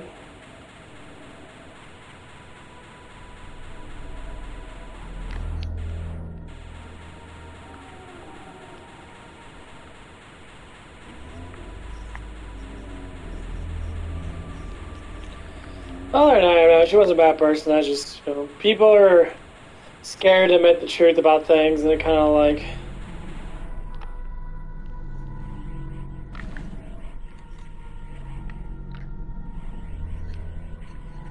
Oh, they're gonna attack each other.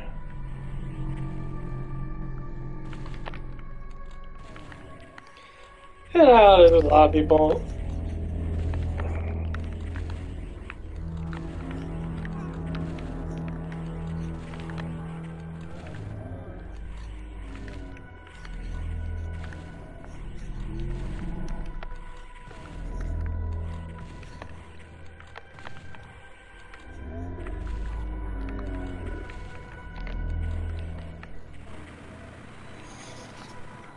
It's been nice in that, but like,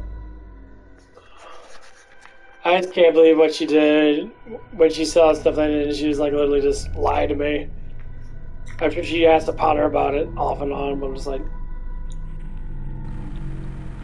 in my mind, I was just thinking like, how many other guys have you done that shit to? You know, that's how I always think in that. Because, you know, I don't want people to do stuff to me that hurts my feelings and that. Because, you know, back then, you know, that's why I always play it out.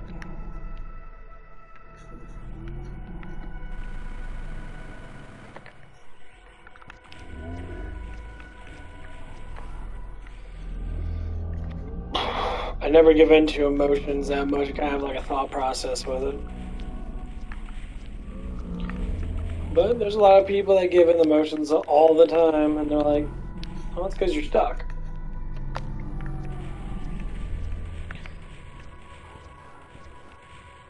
That's basically what it is. Now, when you're stuck, you kind of, you know, you don't know how to deal with things. So you end up destroying your life more than what you think. Because you're stuck in something, because you didn't want to wait. I don't tell me, wait. You'd be surprised. You might find someone you actually will like a lot more than the person that you're with. But if you're stuck in that situation that, and you don't know how to get out of it, it's very obviously you're going to end up hurting yourself a lot. Because you're have these mixed emotions and you're like, oh man, this guy's more attractive looking than that. I like the way he does things a lot more different than that. Yeah, that's basically what it was.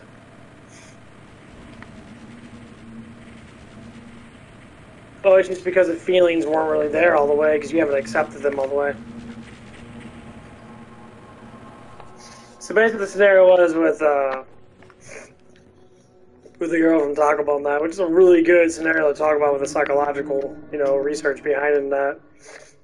You know, how she thought and that, for what I've noticed. She tried too hard. I would love to talk to her. If she ever found me on YouTube and that, I would love to talk to her and that. It'd be fun to chit chat with her and really like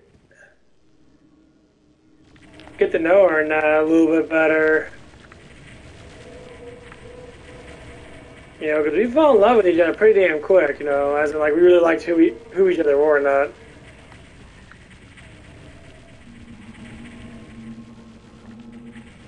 Like, the biggest thing is how, like, offensive that she got over silly things that had never had anything to do with me.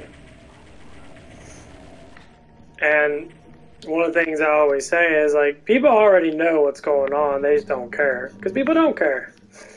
They don't care that you like someone. No one's friends with with people that you know, and that's what it is. Just like when I talk about people on YouTube, no one on YouTube that's my subs knows these people. Because I don't hang around with... If these people don't watch my shit, because my stuff, the way I have it is, you know... come in at your expense because I'm the only one on at this super early in the morning thing. If you want to talk about things, we'll talk about things. You know, if you want to know... That's what it is. By all means, I'm there. So if you want to sit there and come on and complain and bitch and moan, which a lot of people do that too, then obviously, you know, I'm not going to give a shit. You can go fuck yourself because that's just ignorant as fuck.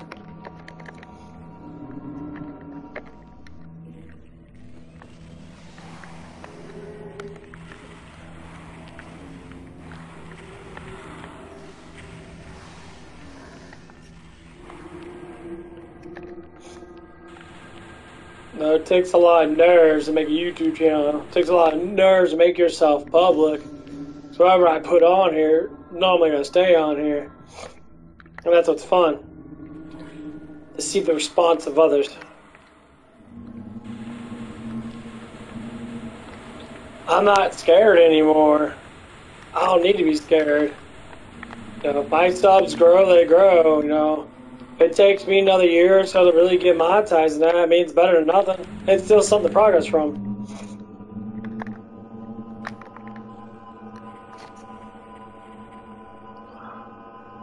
That's what I'm always gonna think. Jesus Christ, all these motherfuckers, dude.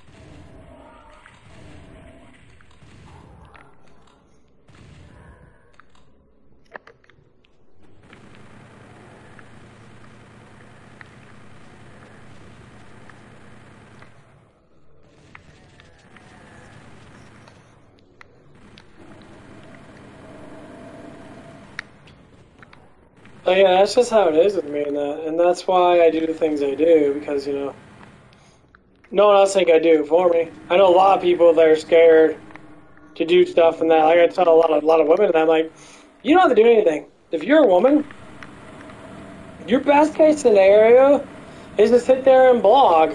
Sit there and talk about your life and that, say your name, if you want to say your name in that, or say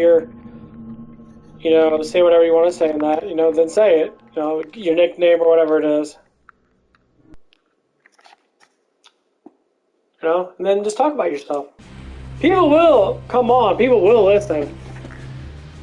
Because people are bored. People want to listen to other people's lives now because they want to have a mutual thing. We can all be friends. We can all be people that say, oh, yeah, I like to do this, I like to do that,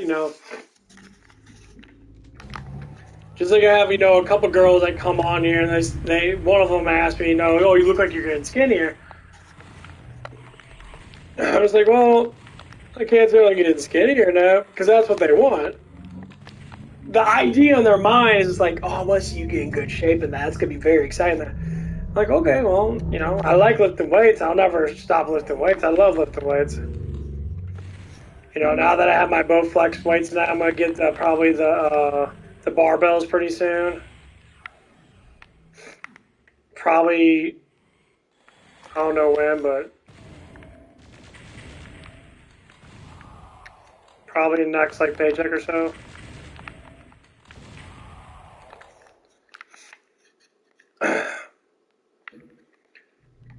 Because I do want to get that stuff set up in that. Honestly, I just want to get a cardio machine. I do want to lose weight. I do want to do cardio. I do want to just drop the weights, do the cardio, every day and that. And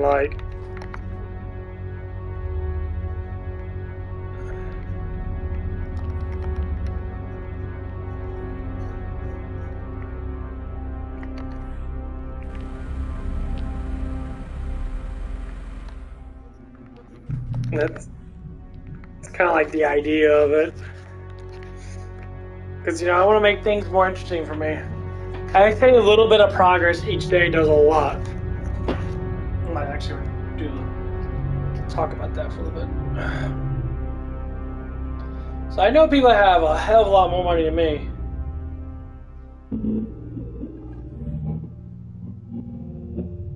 But all I have to say is, they have more money than me, but they still live the same life. And I always say, well, what's the point of having all that money now if you still want to live the same life that you have been living? Why don't you have a different life?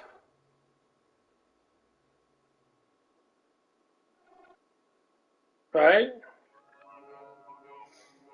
I mean, there's one girl that I really actually do like, and I think she's a wonderful woman, but she won't date me. And I always try to think, why won't you date me? I really like her. She doesn't live that far away from me and that, she's pretty cool in that, but to them, a non-open-minded person always has these little things they have to go with because they have to believe in that way because they think that's how it is. Evidently not, because I'm not doing it.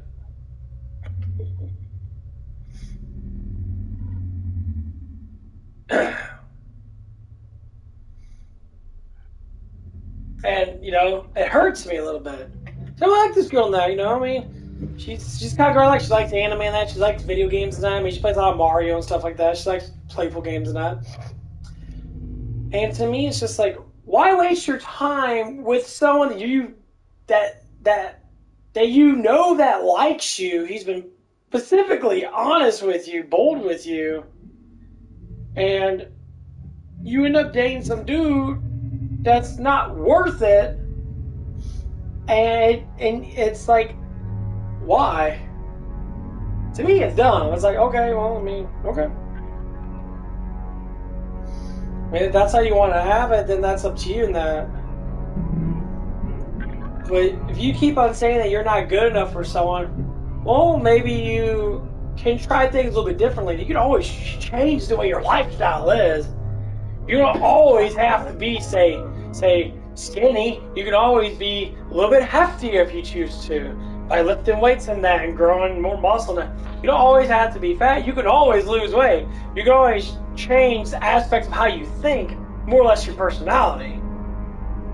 None of my personality's changed. I just think more about things that I see with my mind, with my eyes, or that I hear with my ears and that. I don't just bluntly just know things because someone tells me it without actually having proof behind it. That's why I don't believe the news. I hate the news a lot. You say, "Oh, what's your opinion about, Joe Biden?" Joe Biden's a piece of shit president, hands down. He's the worst president we had, period. No matter how many people want to say that he's a good president, well, then you're an idiot because you make no sense at all. And people don't see how corrupt it is. Well, it's corrupt because, they made it corrupt for a reason.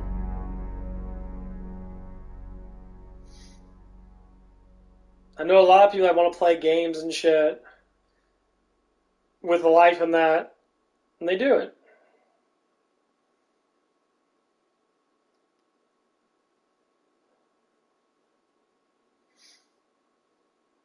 Things they do it constantly.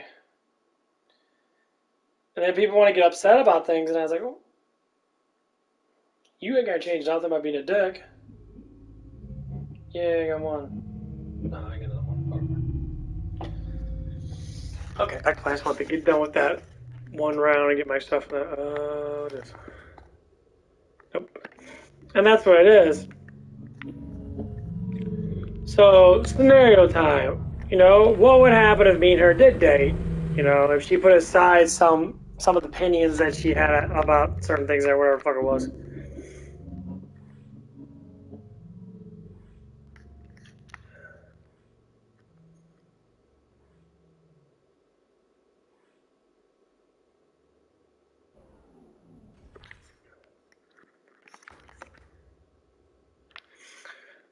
I'd be like, okay, how we live life? Well, I think we live life pretty fucking good, to tell you the truth. Because, she was really proud of herself when she was doing stuff that it seemed like she really liked when I talked to her about, getting better with, emotional stuff and that. It felt like that we were closer. That's what relationships are all about. It's all about being closer. I mean, you could sit there and do what you can, but we could look past certain things. There's certain things, that I'm perverted of and all that stuff and that. I see that quite a few girls actually do.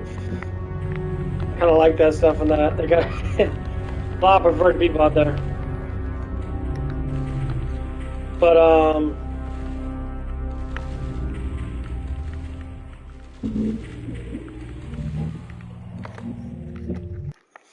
it's just how life is. So we keep on pushing past certain things that, because obviously you don't want it all to be the same.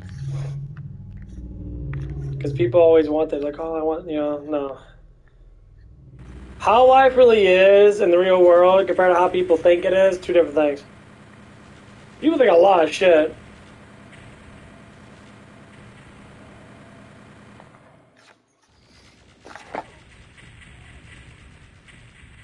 I thought I killed his ass. Fuck.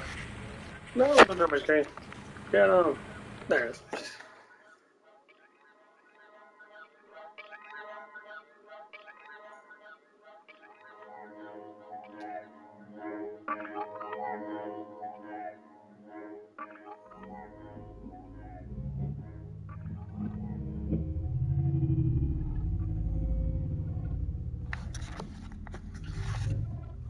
And I like to talk about it now because when a man, like, here's how it goes down. When I got the confidence to ask her that, she's like, I assume that she's broke up with her boyfriend or whatever. Something happened. It doesn't honestly matter about that. But they're no longer together. But they still, love each other. They still care about each other. Not, And we talked about whatever happened. That and I'm like, okay.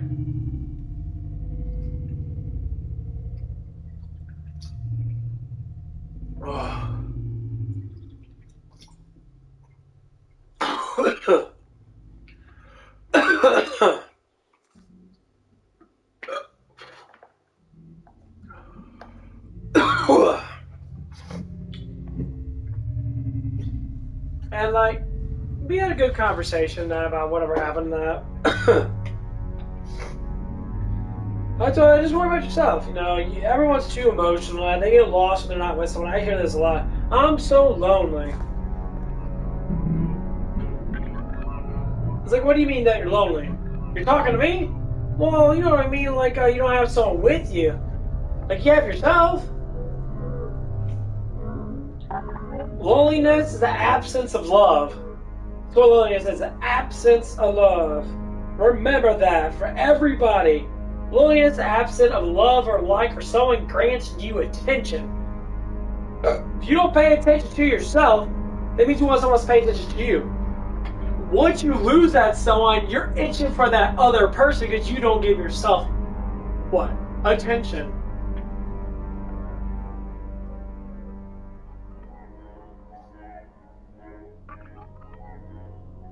We have these, when you're a little kid, that you're never alone. Why? Because you have imagination. What's the difference between a 6-year-old and a 50-year-old? Probably not a lot. Most 50-year-old people have their imagination back. They sit there and like, I've been through all that stuff. I had sex and I had kids or whatever the fuck it is. Like, I just want to live my life. What they do is they go back to when they were a child and the things they like to do, like to eat and that. Or maybe they grow on that. Like, I'm still playing this game. This is a childhood game. I'm still playing it. I love this game. I grew up with this game. And yes, I'm a streamer and I like talking to myself. But that's the whole point. If you bring that in from back then to now, you don't lose your personality. You don't get lost in the way the society wants you to be. I've been called weird and creepy my whole entire day of life. But I still get like the hottest girls to date me. I still get the sexiest fucking women that want to fuck me. I still get all this stuff and that other guys wish they can get. But the funny thing is, I get it. You know what? Because I'm open-minded, I'm fucking different, and I actually listen to people. And if the girl's not like that, like what I was talking about the one girl, she didn't want to date me next. She, supposedly she didn't feel like that she was good enough for me. And they're like, what the fuck does that have to do with anything? Well, I don't think I'm good enough. You have a luxury that most women don't have. You're like, what is that? Your personality. Your body can always change. You can always get skinnier if you choose to get skinnier. So like, a girl comes in here and says, oh, you look like you lost weight. It looks like you're skinny. I'm like, why would you come on there and keep on, talk about it? In your mind, you want me to lose weight because you want to see something different of me. I said, well, I want to build muscle. I'm not really worried about losing weight right now. Because I want to build muscle. I want to get mass on me, and I'll eventually lose weight anyway. Because the more protein I eat, my fat just gets obliterated. I've done it before. I lost 2 or 3 pounds. I lost like a percentage of fat, and my muscle ratio went up. I still was the same way, but my fat percentage was down. My muscle ratio went up. So I said, okay, well, let's just do like that. Let me just work out, get bigger muscles, and my fat will eventually just disappear. But yeah, I could do cardio on that. But I'd rather just weight lift. Why do the cardio? So like that, I feel like I want to do something right now. I just don't know what to do. Kind of almost did everything almost. Nice.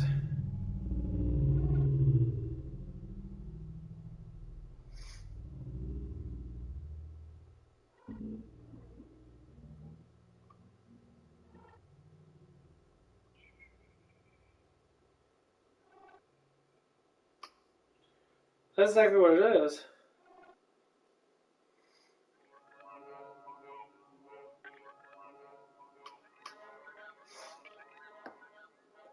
But things probably would have changed for the best if me and her just start getting closer. If we just start getting closer, I told her, like, why don't you just come over now? You live literally like, you live like 3 minutes, maybe 4 minutes away from me.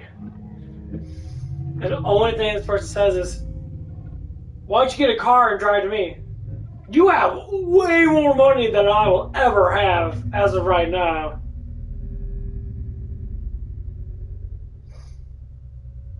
Because she does. She's smart with her money, evidently. She knows how to make a lot of money, what she does in that, her job in that. I'm very happy for you, but you have all the money in that, but you're still not happy. That blows my mind. It's such a big thing everybody always wanted to have. Have money, have money, have money. It's because it doesn't matter. Happiness doesn't come from just buying shit. Because once you buy it, it's done. So materialistic people are literally constantly buying stuff from that. Try to fill the gap when they could just love themselves more.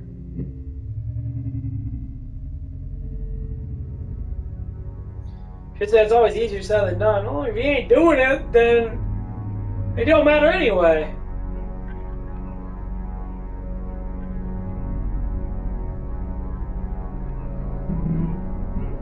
If you don't want to contribute to shit, then fuck. Then you're just gonna be running around with your head cut off anyway.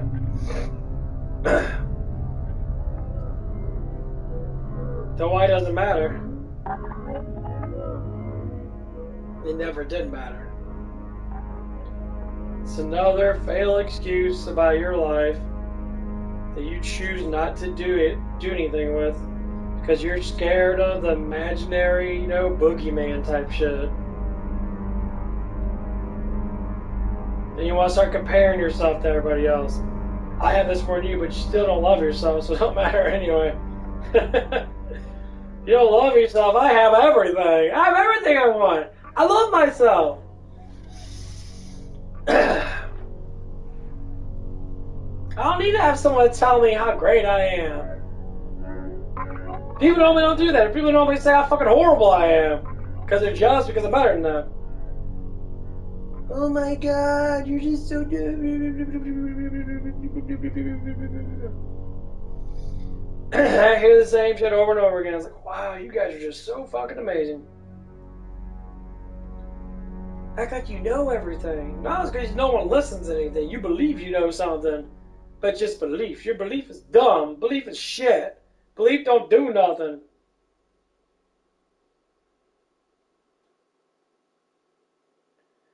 All your belief does is make you dumber. You never know anything.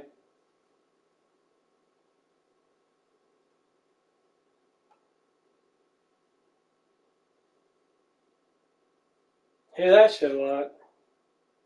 Believe. I believe. Believe in what? Not yourself. You believe in someone that's not you. That's really dumb. I never understood that. What the fuck does that even mean? Okay.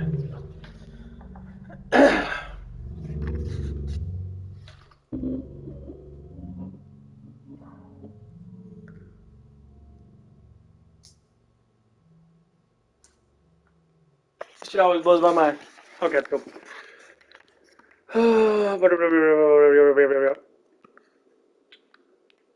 Okay, where do you go? Okay.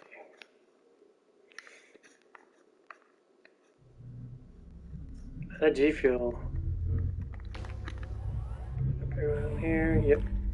Okay. Oh, this place sucks. There's so much motherfuckers here. Woo!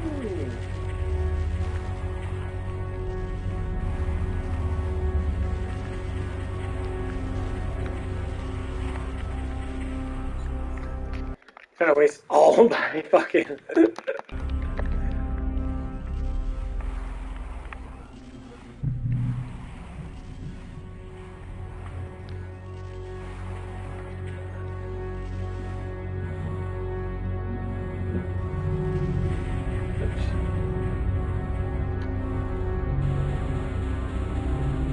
Fuck, fuck, fuck.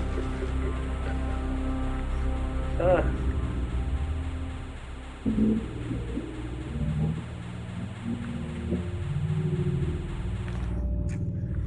Okay.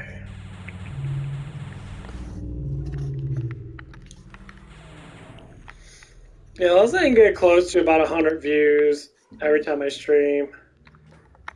That would be nice. That would help out a lot.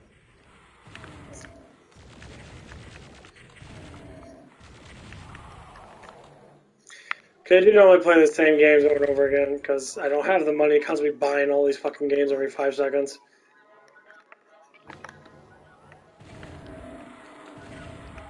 Like if I made like $100, $200 a month off YouTube and that, then yeah, I could probably buy some games.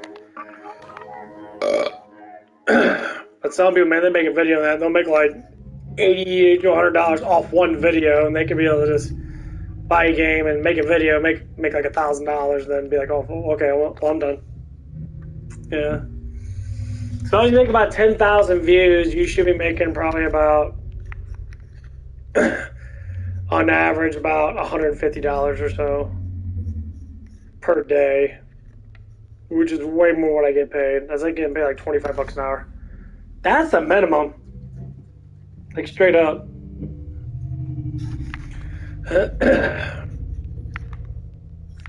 That's the bare minimum. That's just videos, and that streaming is a little bit different. Fuck, I figure out where to go. Oh, I got the rocket up here. Uh-huh.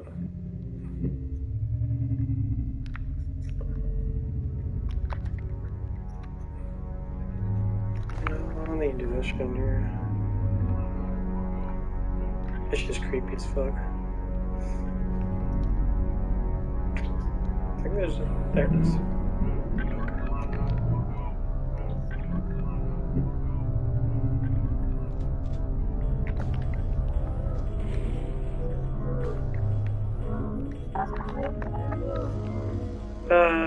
Me.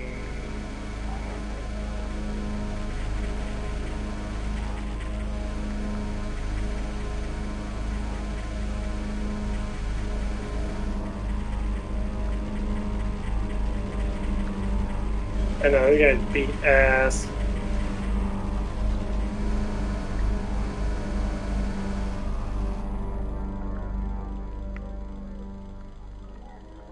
What they did is they made a flat copy of it. They make it look 3D. It's actually flat. So the farther away you go, the more it looks real. That's how the pixelated stuff works. The closer you get, it spins with your camera. So everything spins with your camera. That's how they get the 3D effect. Pretty cool, actually.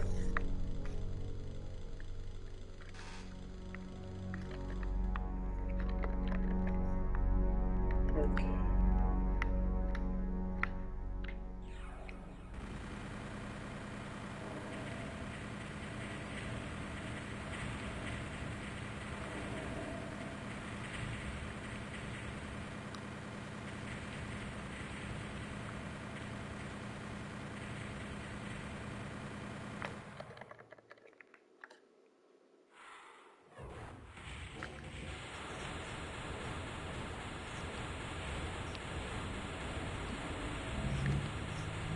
Oh, guys, shoots so many missiles at you. It's fucking stupid.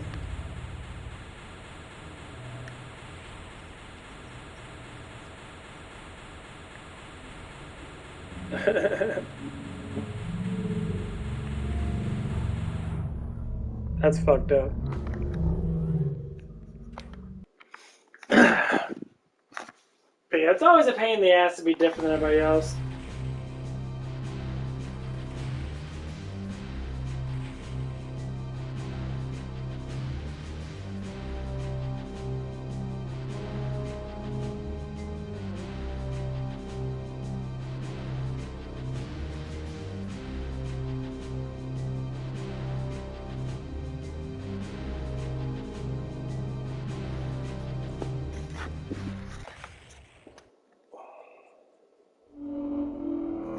I'm sure there's some people that have every single password written down.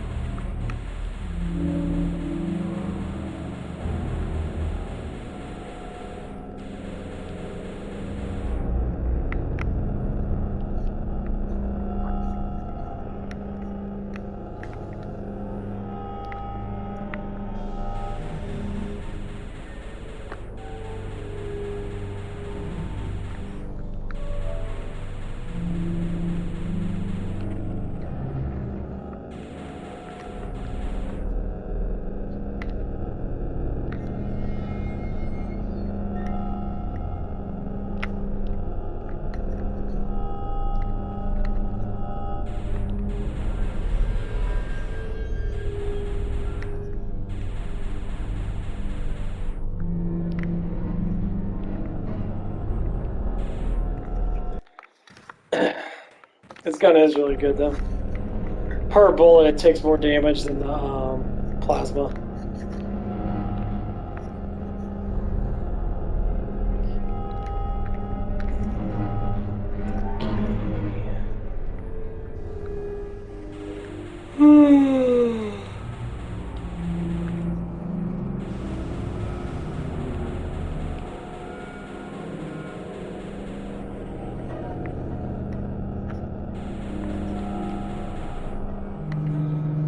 I think my food's still in digest now, which is good.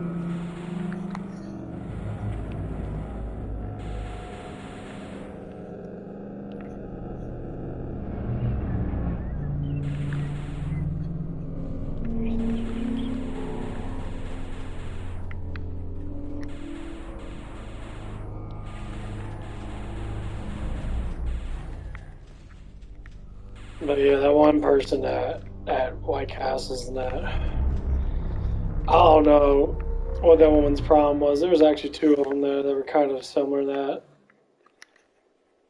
They say they hated each other, that, but they sure did act quite alike. Which is kind of funny.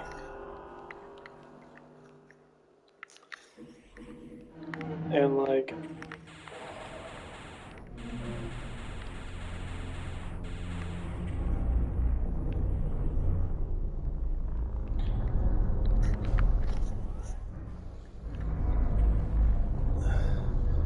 I keep on saying, I don't dislike people and that. I just don't like when I hate when I get treated like shit because of stupid reasons. And that shit's always the worst kind of thing. So people always want to treat people like shit because things don't go their way. It's like, well, life is not supposed to go everybody's fucking way. I'll say that right now. We always have faults. I live my life in that you are who you are, that's it. When people try to control what you assume of things, what you think of things, that's when it becomes downgraded.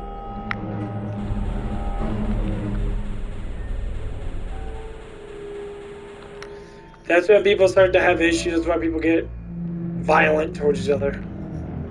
That's only the one reason why they do.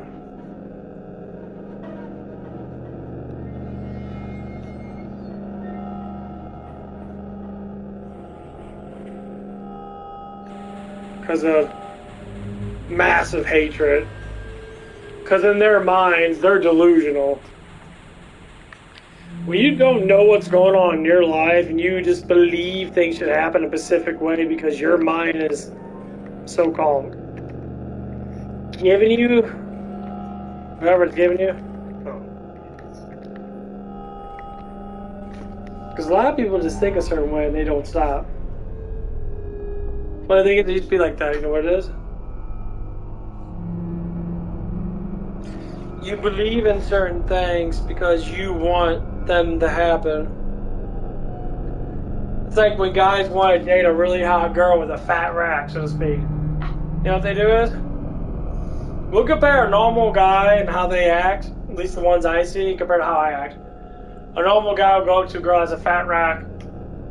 You know, because guys like big boobs. I like big boobs. I see a lot of girls with very nice tits in my life. Very nice boobs, actually. So I'll be like, okay. The guy go up to him, not me, as in just normal person. They'll talk to him like, oh, hey, how you doing? Or they might be like, oh, it's like, you look really good today. You know, you're very, very pretty girl. They always want to be very complimentive up front. And then they ask the normal basic questions, how you doing? You know. And then if the woman's intrigued by that person, that, you know, if she knows that you like her boobs, normally she'll do something like push her boobs together. Or she'll like sit there, she's, showing cleavage, and then she'll hunch over a slight bit, and your eyes will follow, because most times guys look at tits a lot. This is what happened with me personally, that's why I know they do that, because I've seen girls really put their boobs on a table and make you stare at them because they know that you like them.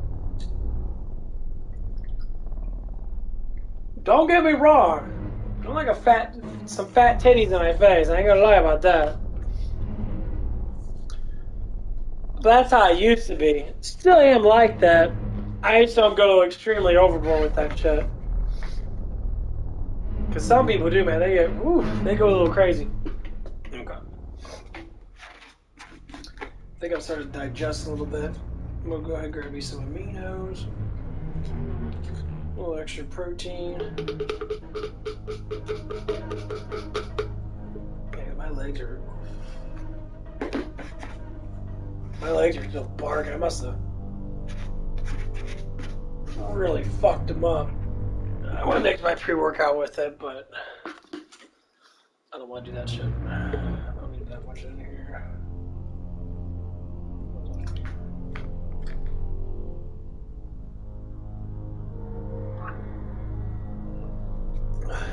Yeah, I gotta drink filtered water. That's why I always try to have something with me. I go there for the shaking of my pre-workout. I got another workout on that.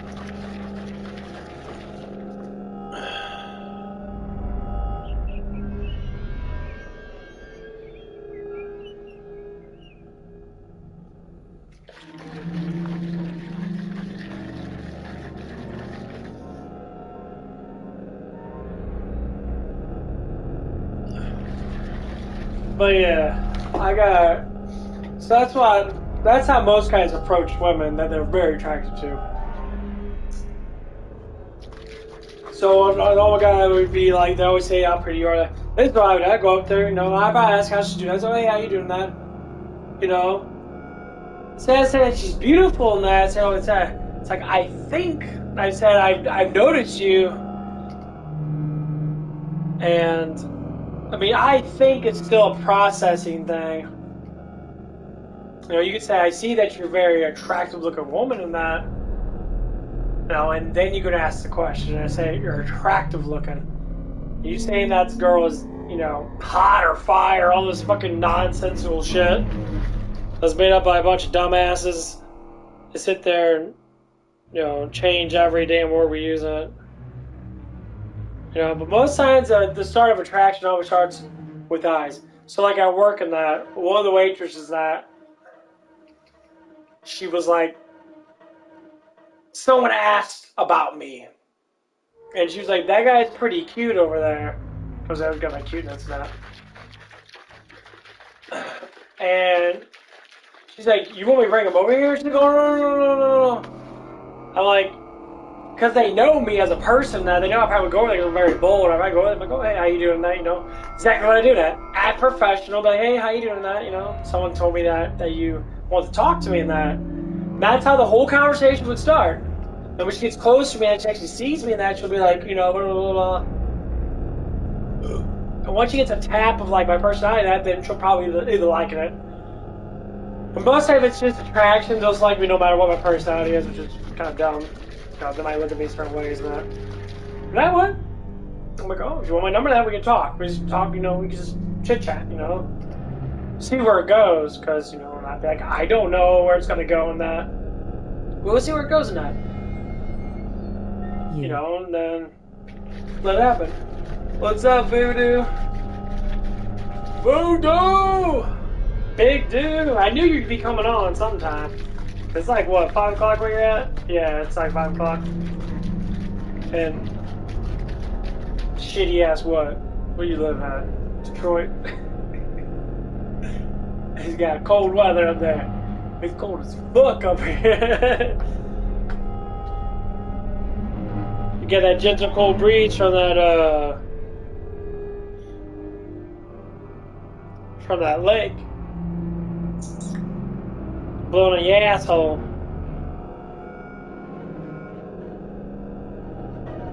Faye. Blowing your asshole. I had a new invention. I was talking about called the fart chair. Basically what you do, you know how you sit in a chair all day, because most people do. You always want to fart, and you would fart like it reaches, like always goes and like hits your nut sacks. I hate the nut sacks, but your nut sacks all itchy. What you do is you get a fan. You get like a little, not too big of a hole. You have a cushion between you or something. That might be like a little bit of a cushion. You have like a hole from the bottom. All you do is you turn on. You can either go from suck to blow. You go to suck, it sucks all the air out. Hey, they just found a dead body in the Detroit River, lol. Man, no one cares about Detroit, man. Everybody dies in Detroit. Shut the fuck up. Anyway, damn, I can't finish my damn statement talking about dead bodies already. Man, let him die. Oh, he's dead. Shut up. Anyway, what the fuck, man? Anyway, you flip a switch from suck to blow. Spaceballs. And when you fart, you turn it on. When you fart, it blows all of it out. So it blows it outward so you don't smell it. Because when I fart, man, that shit blows upwards and always hits me right in the face. Fucker gets all excited that there's a dead body. Yeah. Good for you. I know you're laughing. Because you're like, what the fuck? This motherfucker's sitting like... You know I don't care about dead people. The problem was a drug deal that went wrong and someone fucking got his ass because he's a fucking moron. Tell me how it happens. Where's my money at, bitch? Like Family Guy with Stewie. Stewie beats the shit out of Brian. Where's my money at? I don't have your money. Where's my money at, Brian? Beats the shit out with that golf club. Where's my money at, bitch? Good. Okay, I'll give it to you. Just give me a couple of weeks. You better be giving my money, bitch. I'm gonna bust you.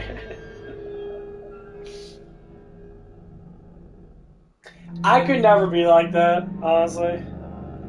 I wouldn't give anybody money like that. Fuck that.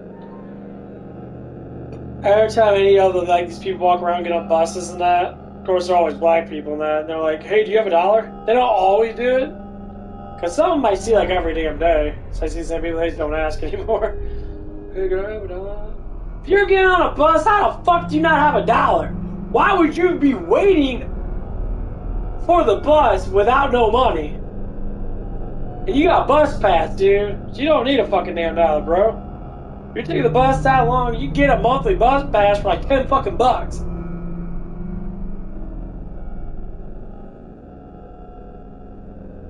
So I never take the bus. I was asking, why don't you take the bus? Why the fuck would I take the bus? I can walk. Because by the time I have to wait for the bus, I'll be halfway there. If the bus doesn't show up on time, or the bus hits every motherfucking stoplight, stoplights are over a minute long, I'd be already there. Shut up. Take no damn bus. Transportation here sucks ass anyway.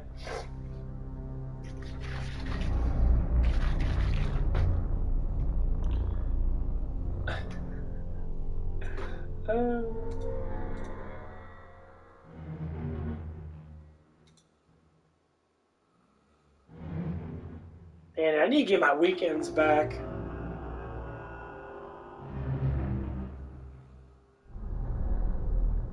I gotta get my weekends back. This stuff sucks, man. I need to start staying up after I get home from work and try to stay up to about 5 or 6 and try to get on and get some more people subbing. It's been a little slow. A little slow.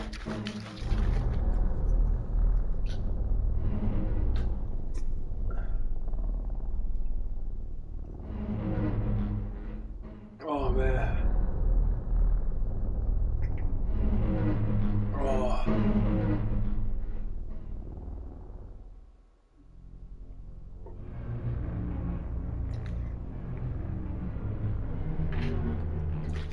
Anything else happen with you? When we gonna start doing shit, Voodoo? I keep on asking you, man, but you never talk that much. You gotta stop playing on the vibrator, man. I told you need to chill out on that vibrator shit.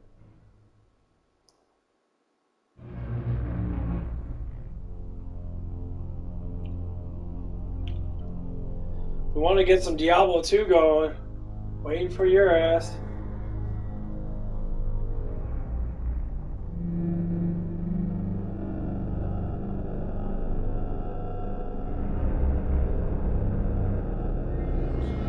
I think Vincent wants to play some Resident Evil 5 together. I gotta wait for him to. Oh man.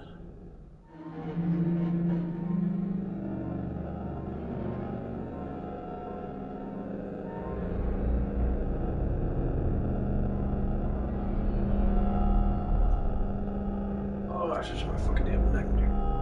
My neck is so knotted up, dude. It's ridiculous. There it is. Oh, that fucker hurts.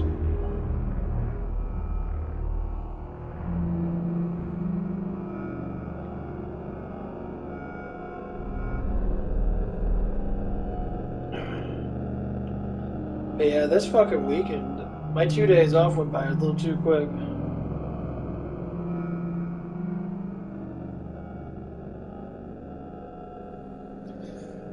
They get paid my big paycheck this week. Next week's paycheck's gonna be only like 30 fucking hours because people keep fucking around not coming in. That one person was sick.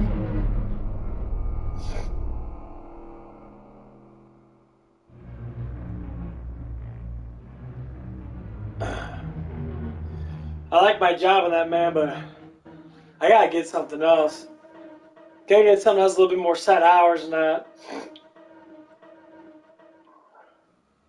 Because these hours are not working good with my streaming. It's the only thing that sucks. I might call up Aldi's and see if they're still hiring for a part-time job there.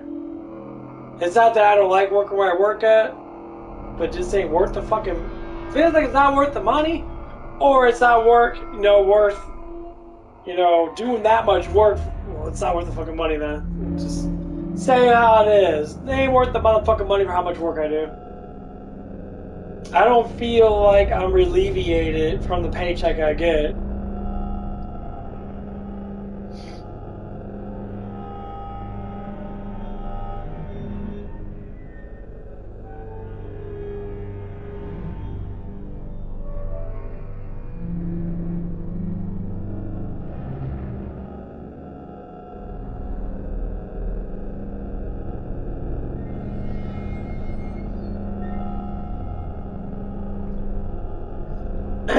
For the paycheck I get, I should be doing not as much work as I do. But sometimes I don't. Sometimes I don't. Like, nope.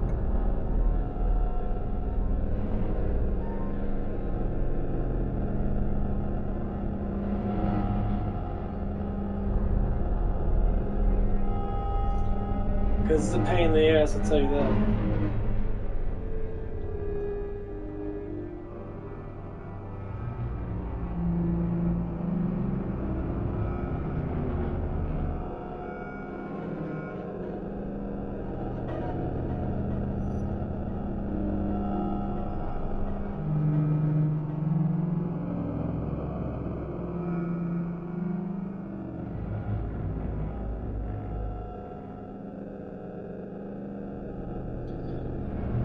I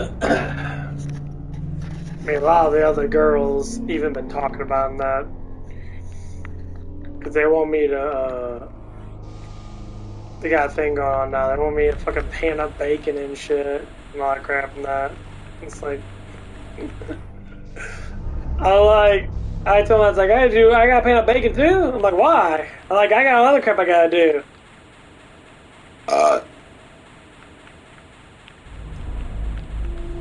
You want me to do more work, but you don't want to pay me more money.